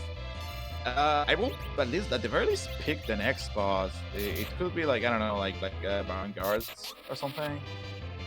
Yeah, like it is. There is the possibility that it's a free fight that we haven't seen yet, which is more or less exactly the Baron Guards. Yeah. So it's at the very least worth a peek. You know, it's right there. All right, and that Quake is the killing blow to Bahamut. Oh boy. This puts Softnum completing objective Behemoth. There's that button lighting up, and he's in go mode. There's the crystal. Oh boy. Moment of truth for Karma here in just a moment. Does Karma head to the bottom, or does Karma head to the crystal sword? No, Karma's headed to the bottom of the moon. There's no value down here. Unfortunate. If this keeps going the way it's going, the IBKarma is going to need a wipe Zemus from Softnum in order for him to be able to catch up. Alright, Softnum attempts to cast exit, which doesn't work here. I wish, though. I totally get you, Softnum. I wish. Softnum casts Warp, which is going to put Softnum back in the elements around due to a quirk of how the exit's working here. Rather than trying to figure out why that behaves the way it does, is electing to just walk it out. Warp can be so obnoxious at times, honestly. Yeah, it really can. Yeah, like if you're not expecting that, then it's a bit tricky to you have to prepare yourself for acting a little bit wonky. It still ultimately is a little bit faster to warp out of here. You just need to be aware of that particular quirk between the safe room and the elements room, and you just keep casting warp past that point, and then it'll start doing what you expect. Chat mentioning that Softnum is just a little shy of nuke, so I wonder if he has noticed that and wants to take the time in order to, I don't know, pop some eggs down there, or like, I mean, eggs like sirens are so deep though. Like, I wonder what Softnum is gonna do in order to get the EXP required, or if he's gonna skew the EXP for nuke and he's gonna do like ice threes or whatever on Palom. Okay, Karma, meanwhile, is on his way to the Crystal Sword altar. Ooh, it's this Plague. This has to be Plague. Ugh. Yeah, no, this doesn't have to be Plague, but for Karma to have a hope of catching up at this point, it has to be exactly Plague. Softnum, meanwhile, is going ahead and grabbing the Ruidia, most likely. Yeah, that's what I think is happening here, too. Oh, no! There's a free boss. That is not Plague, which means that Plague has to be either on CPU spot or at that Baron 1 spot. But this means IBKarma just exited out real quick, and he's just following right on Softnum's like steps. Yep. He's going to that behemoth. I still theorize that Softnum needs a wipe on Zemus in order to bad karma to catch up for that behemoth fight. But still, it's, Zemus it has been known to be rather tricky. Has been known to do a meteor after a big bang. If you're not careful, that form might not survive with the HP value the form has. It can be tricky, even if So I'm starting to see flags in chat here, Alchemy. While it might be late enough in the evening for it to be nap time for you, I don't think it is here. So I don't think that's what those mean. What are these flags supposed to indicate? Well, here's the thing. We keep talking about Zemus, the big C, the final boss that they have to defeat. But why isn't he randomized? Well, it turns out that eating like a massively high magic power spell at like Antlion spot kind of sucks, and there's nothing you can do about it. So, the developers decided to not move Zemus from one spot to the next, but we still love randomizing things, despite what you might think, considering all the vanilla that keeps being rolled. And so, we decided to change how Zemus looks like, just like over 570 sprites to choose from your favorite media and jokes. And so, we have like 5 million questions we like to ask. Esrand, will you do the honors and ask one of them, just one? Absolutely. In the name of the blue moon, who are we punishing this afternoon? Oh, it rhymes! It rhymes! Beautiful, beautiful. I'm so happy when I get to ask that in this time slot. Nice. Nice. We see that IBKarma is here on this behemoth, but IBKarma has nuke. It has extra levels. He's going to absolutely shred this behemoth. He's gonna get some time back, but still, I don't know if it's gonna be enough to catch up to Softnum here at the Zemus fight.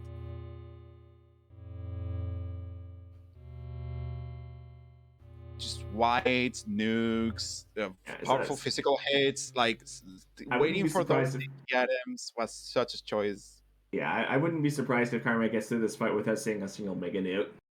There's just that much damage, but it's not going to be enough to catch up here, I don't think. Yeah, something has to go sideways in this Zemus fight for IBKarma to catch up. Even then, the moment IBKarma set foot in Zemus, IBKarma with these levels of equipment, his acceleration is way faster than Softnum's, so he's making up the time as we speak. But even then, it's tricky. I don't know if it's gonna be enough. I don't think so.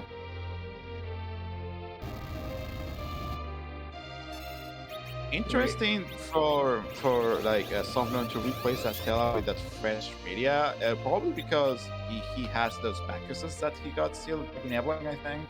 So there's no need for an extra Berserk caster. Alright, there's Crystal Throwers, Zemus' true form of the day. A shy guy. I would say cute. I would definitely confirmed to have a hat. The hat itself is probably cute too. And also has the instruments today. I love it. IBKarma finished with Behemoth in no time at all. Only saw one man Mega Nuke and barely. Beautiful. Here comes the Star Rails. Are we gonna see mixed strategies here? Yeah, this looks like a classical hybrid setup, which is interesting because they don't have the nuke or the white to back that up. Yeah. The other HP levels also worry me. He doesn't have the required 1800 minimum to survive. Ooh, that Silkwood did not come out in enough time to nerf the initial Big Bang here. This is going to deal full damage to everyone. Just like I was saying, he doesn't have the safety. Ooh, that's a reset.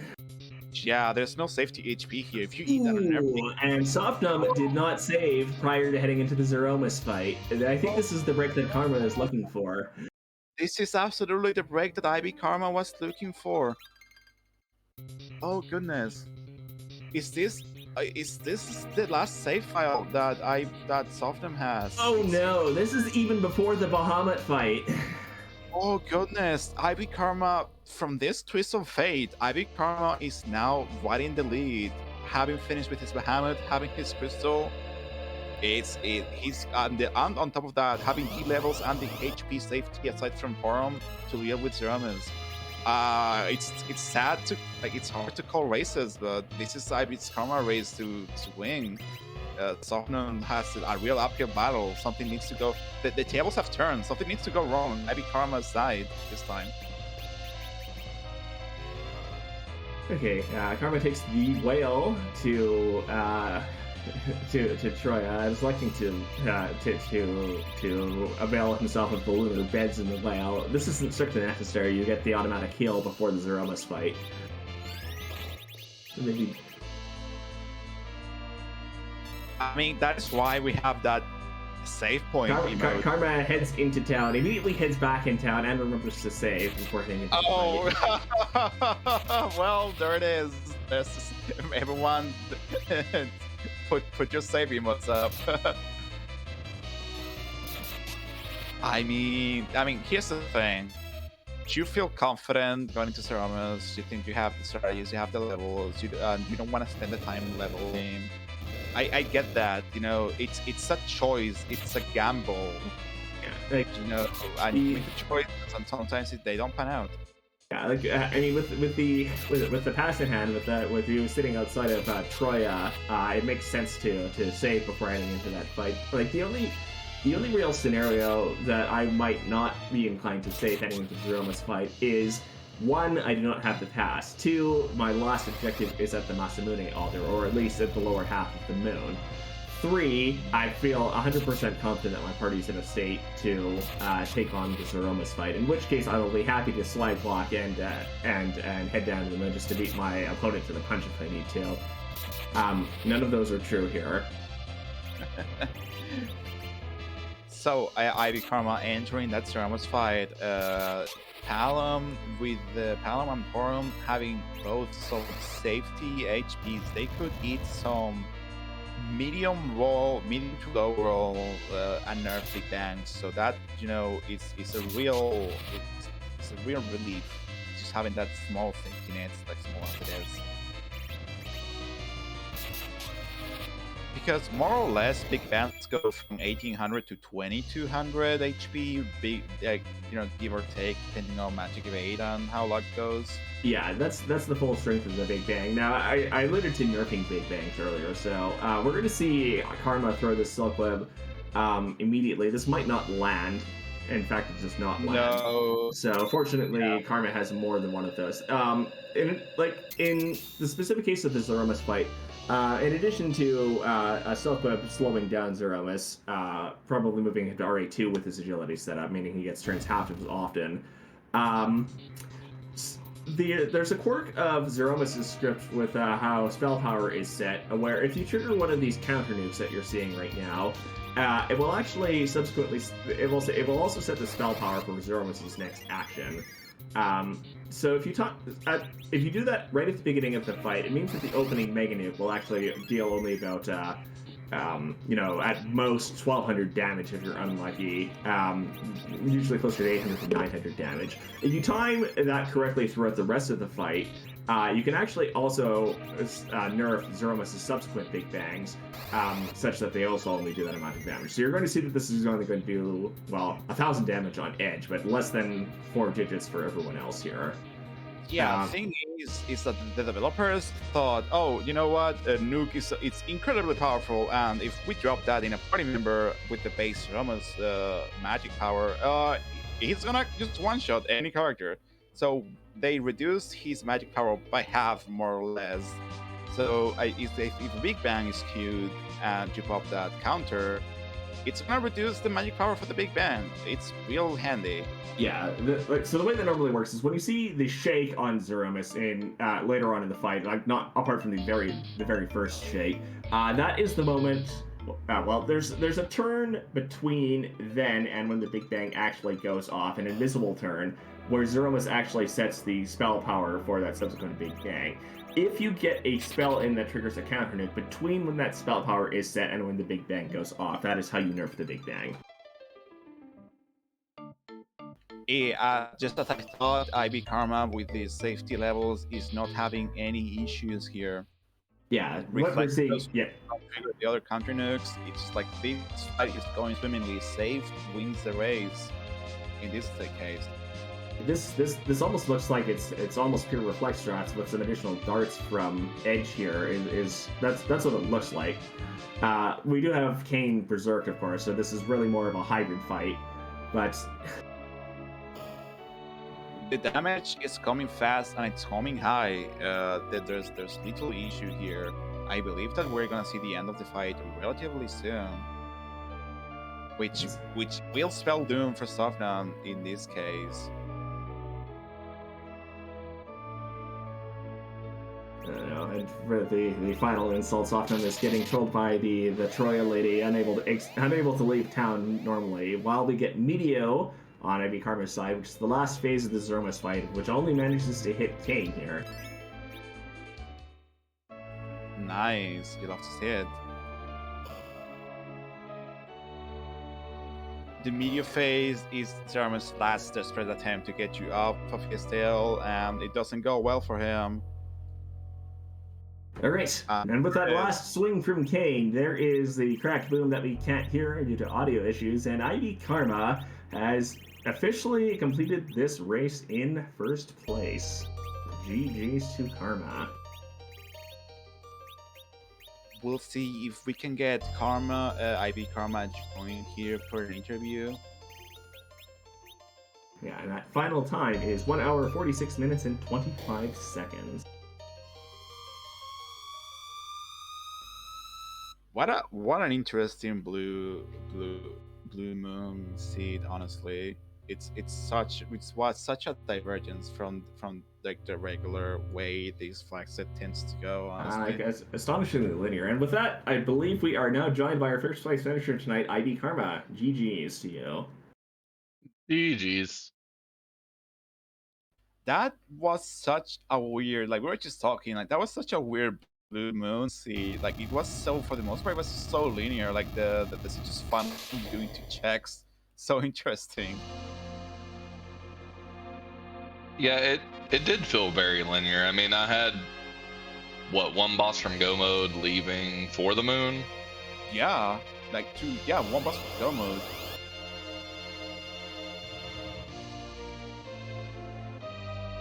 So, what were your thoughts on that seed? Especially, I wanted to hear your opinion on that Sid. To start with Sid, I'm a Sid fan, so I understand why you may have why you may have dropped him, but I wanted to hear your thoughts on it. Like, what was your thought process on dropping that Sid and picking up someone else? Well, I guess because of what I found, I had 2 good melee fighters in Kane and Edge. And then I had the twins for Mage and Light. So really, I just wanted a good anchor. And it was either Telos, Sid, or the Rydia. I could have used any of them, realistically. That's fair. I can totally understand that. Yeah. And I kept Tella because he had Exit. That was kind of the overrun. Fair, honestly. Tella Exit, one of Tella's most famous uses. One thing in particular that stuck out to me, so you did the package check relatively early, and you found only a water hag as a result of that. You elected to still take the fight, which in that spot specifically can take a little bit of time, and subsequently went on to find that curse ring in the hypo shop. Was the reason you took the fight specifically to check those shops, or was there some other reason for that? It was literally to check the shops because I was still missing a couple things. I wanted a curse ring, and I wanted a ranged weapon. I kept forgetting to check weapon shops, but I wanted a ranged weapon, the back row glitch, Edge, and just never found one. That makes a lot of sense. It was such a clutch check to do and then get the thing you were looking for. We were like ecstatic here at the booth. Yeah, I was already sitting through that whole thing, and I was just like, well, Water Hag's 3 hits. Just smack her. It's so funny because Water Hack there is one of the few spots in the entire game that takes longer than an actual other, or like another boss there, because you have to hit it 3 times. But still, it's a non-issue. So it was, you know, it was a gamble and it paid off, and that's always beautiful to see.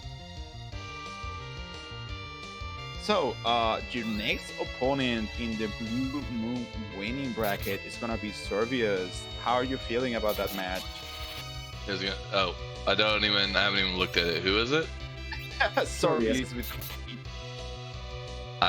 Honestly, I'll be very, very real. I don't know many people in this community yet, so I have no clue what I'm getting into. This was my second seed of this setting, so I'm just playing to play. Seriously, you've been doing great. So that's wonderful. Well, you know, honestly, playing the tournament is a great way to like meet people and get involved in the community. So you will find that Servius is pretty good at this game. like most people here in this tournament. He might be in the winning bracket, but don't leave your guard down. Yeah, I dare say at this point, basically, like almost everyone who's in the tournament at this point, if not everyone who's in the tournament, is going to be fairly good at the game, especially with this many matches out of the way. Indeed. Yeah, I expected to go 0-2, so I mean, I'm happy with anything at this point. Yeah, that's how I went into this tournament, and I did go 0-2, but I still had a pass, but that's what matters, you know. So, any last thoughts on the state of the race? Not really. The moon just being completely bland. I'm guessing Plague had to be the shine at the beginning. Yeah, that shine was either Plague or there was Pale. one more. Yeah, it could have been Pale. But even then, seeing the credits, Val was on the throne, so it would have had to be Luca or second check in Baron Key for Plague. Yep. It's just like when the pool bosses kept getting smaller and smaller and smaller, but the bosses you needed didn't show up, and you both went up to the moon and the moon was empty. It was like really exciting, honestly. So you put on a great show. Well, I'm glad I did that. Like I said, I was saying in the chat, I think my favorite thing I did in that seed was probably the cleanest Z fight I think I've had. Yeah, that was extremely clean. Yeah. Those going off and the darts, just beautiful. Yeah, classical reflect strats. I mean, not like hybrid strats is what I meant to say, especially with the darts in hand there. I screwed it up at the beginning, but then I was happy with how it went though. That was I think my first ever single Big Bang. Ooh, indeed. We only saw like one Big Bang, didn't we? Yeah. Beautiful. So, GG's again, IBKarma. I'll will be seeing you on your next match against Servius. I really can't wait to see that. And well, we'll see you next time. Thanks a lot for participating. We won't have a tournament without you. Appreciate it. Yeah, I'll see you guys on the next race, and I need to go mentally prep for another race for another tournament. Fair.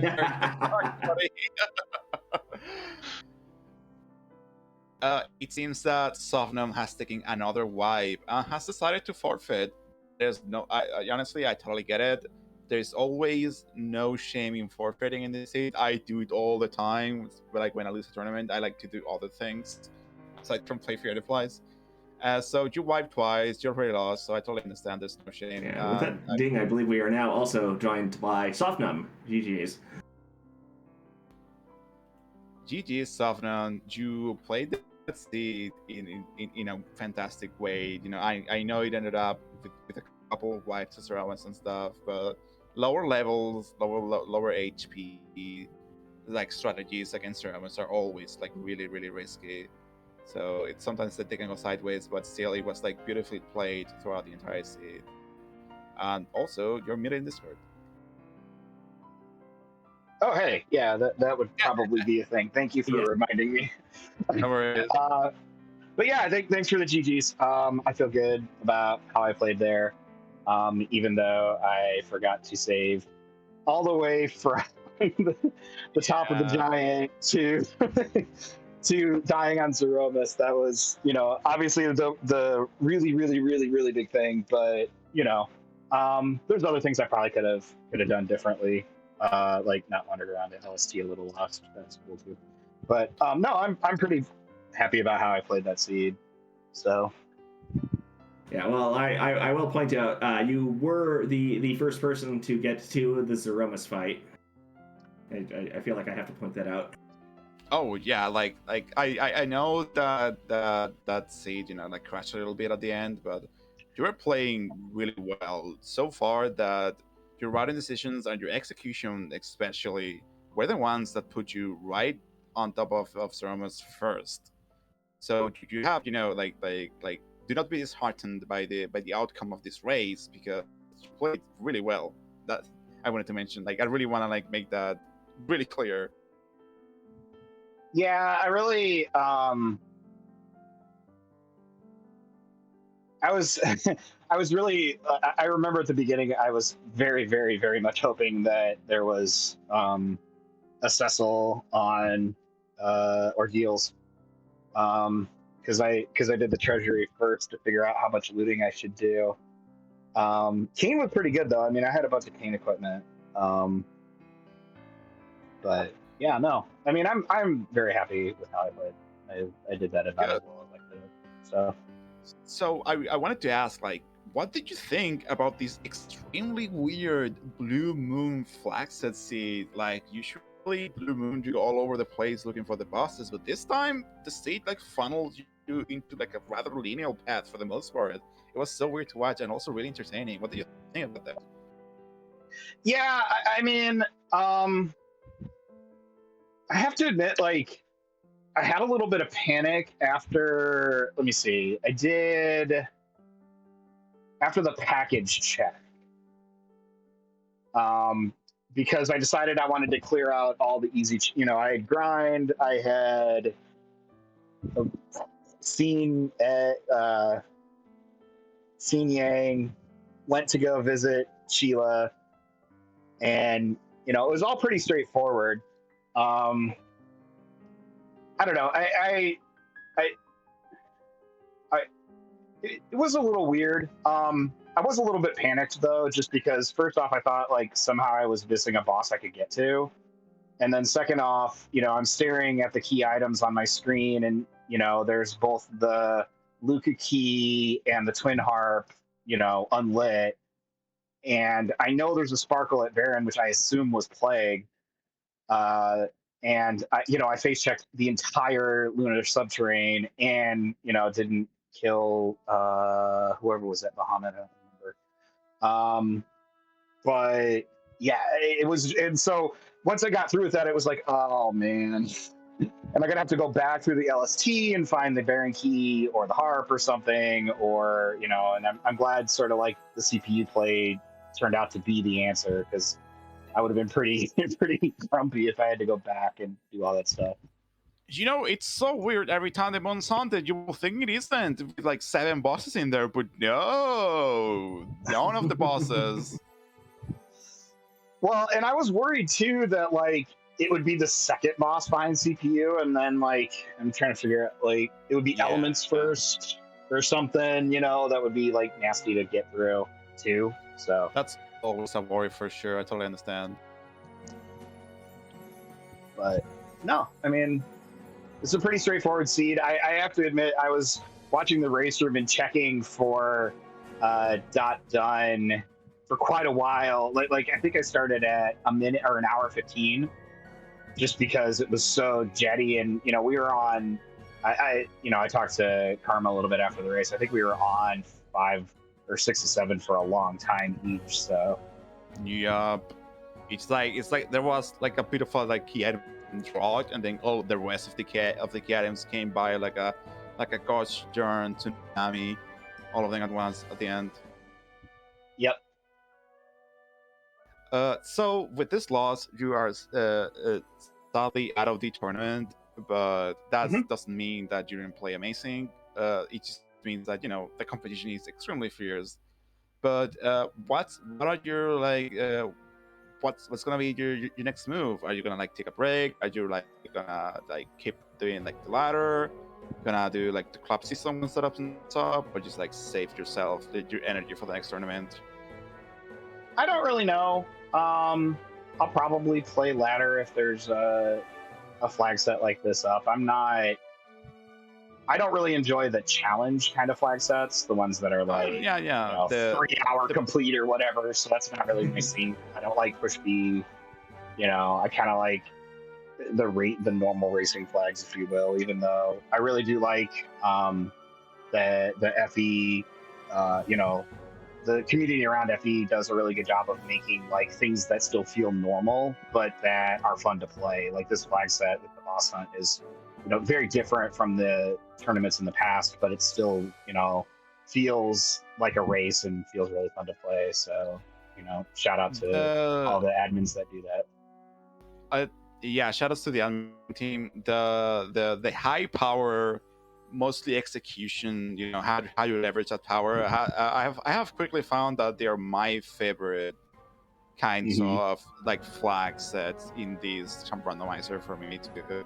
They're just really fun to play with, and the skill floor is relatively low, but the skill ceiling is really high too. So it's always really cool. So I totally agree. This tournament was a blast for me too. Awesome. So GG's again, Softnum, and thanks a lot for joining us. We'll be seeing you around. Yeah. GG's. Thank you for commentating. Thank you to Xenocat and Zolv for tracking. I had a lot of fun. I'll be back. See ya. All right, and that brings us to the end of our broadcast today here and now. We're certainly not done with Free Enterprise for the day. In just a few moments, we'll be sending you over to Free Enterprise 3 for a Blue Moon Waning race in progress between Borlenko Phi and Flossie Fern. Later today, we'll also have at 5 p.m. Eastern a Red Moon Waning race between Lord Bobry and Flurry 14. And later on this very channel, Free Enterprise 2, we'll also have a race between Cecil 2 and Gurin in the Blue Room Waning bracket at 7 p.m. Eastern. So please remember not to spoil the outcome of this race for anyone who hasn't seen it yet. We do have many viewers who enjoy going back and watching races after the fact. So thank you all for watching today, and we will see you over at one of our next races. Take care.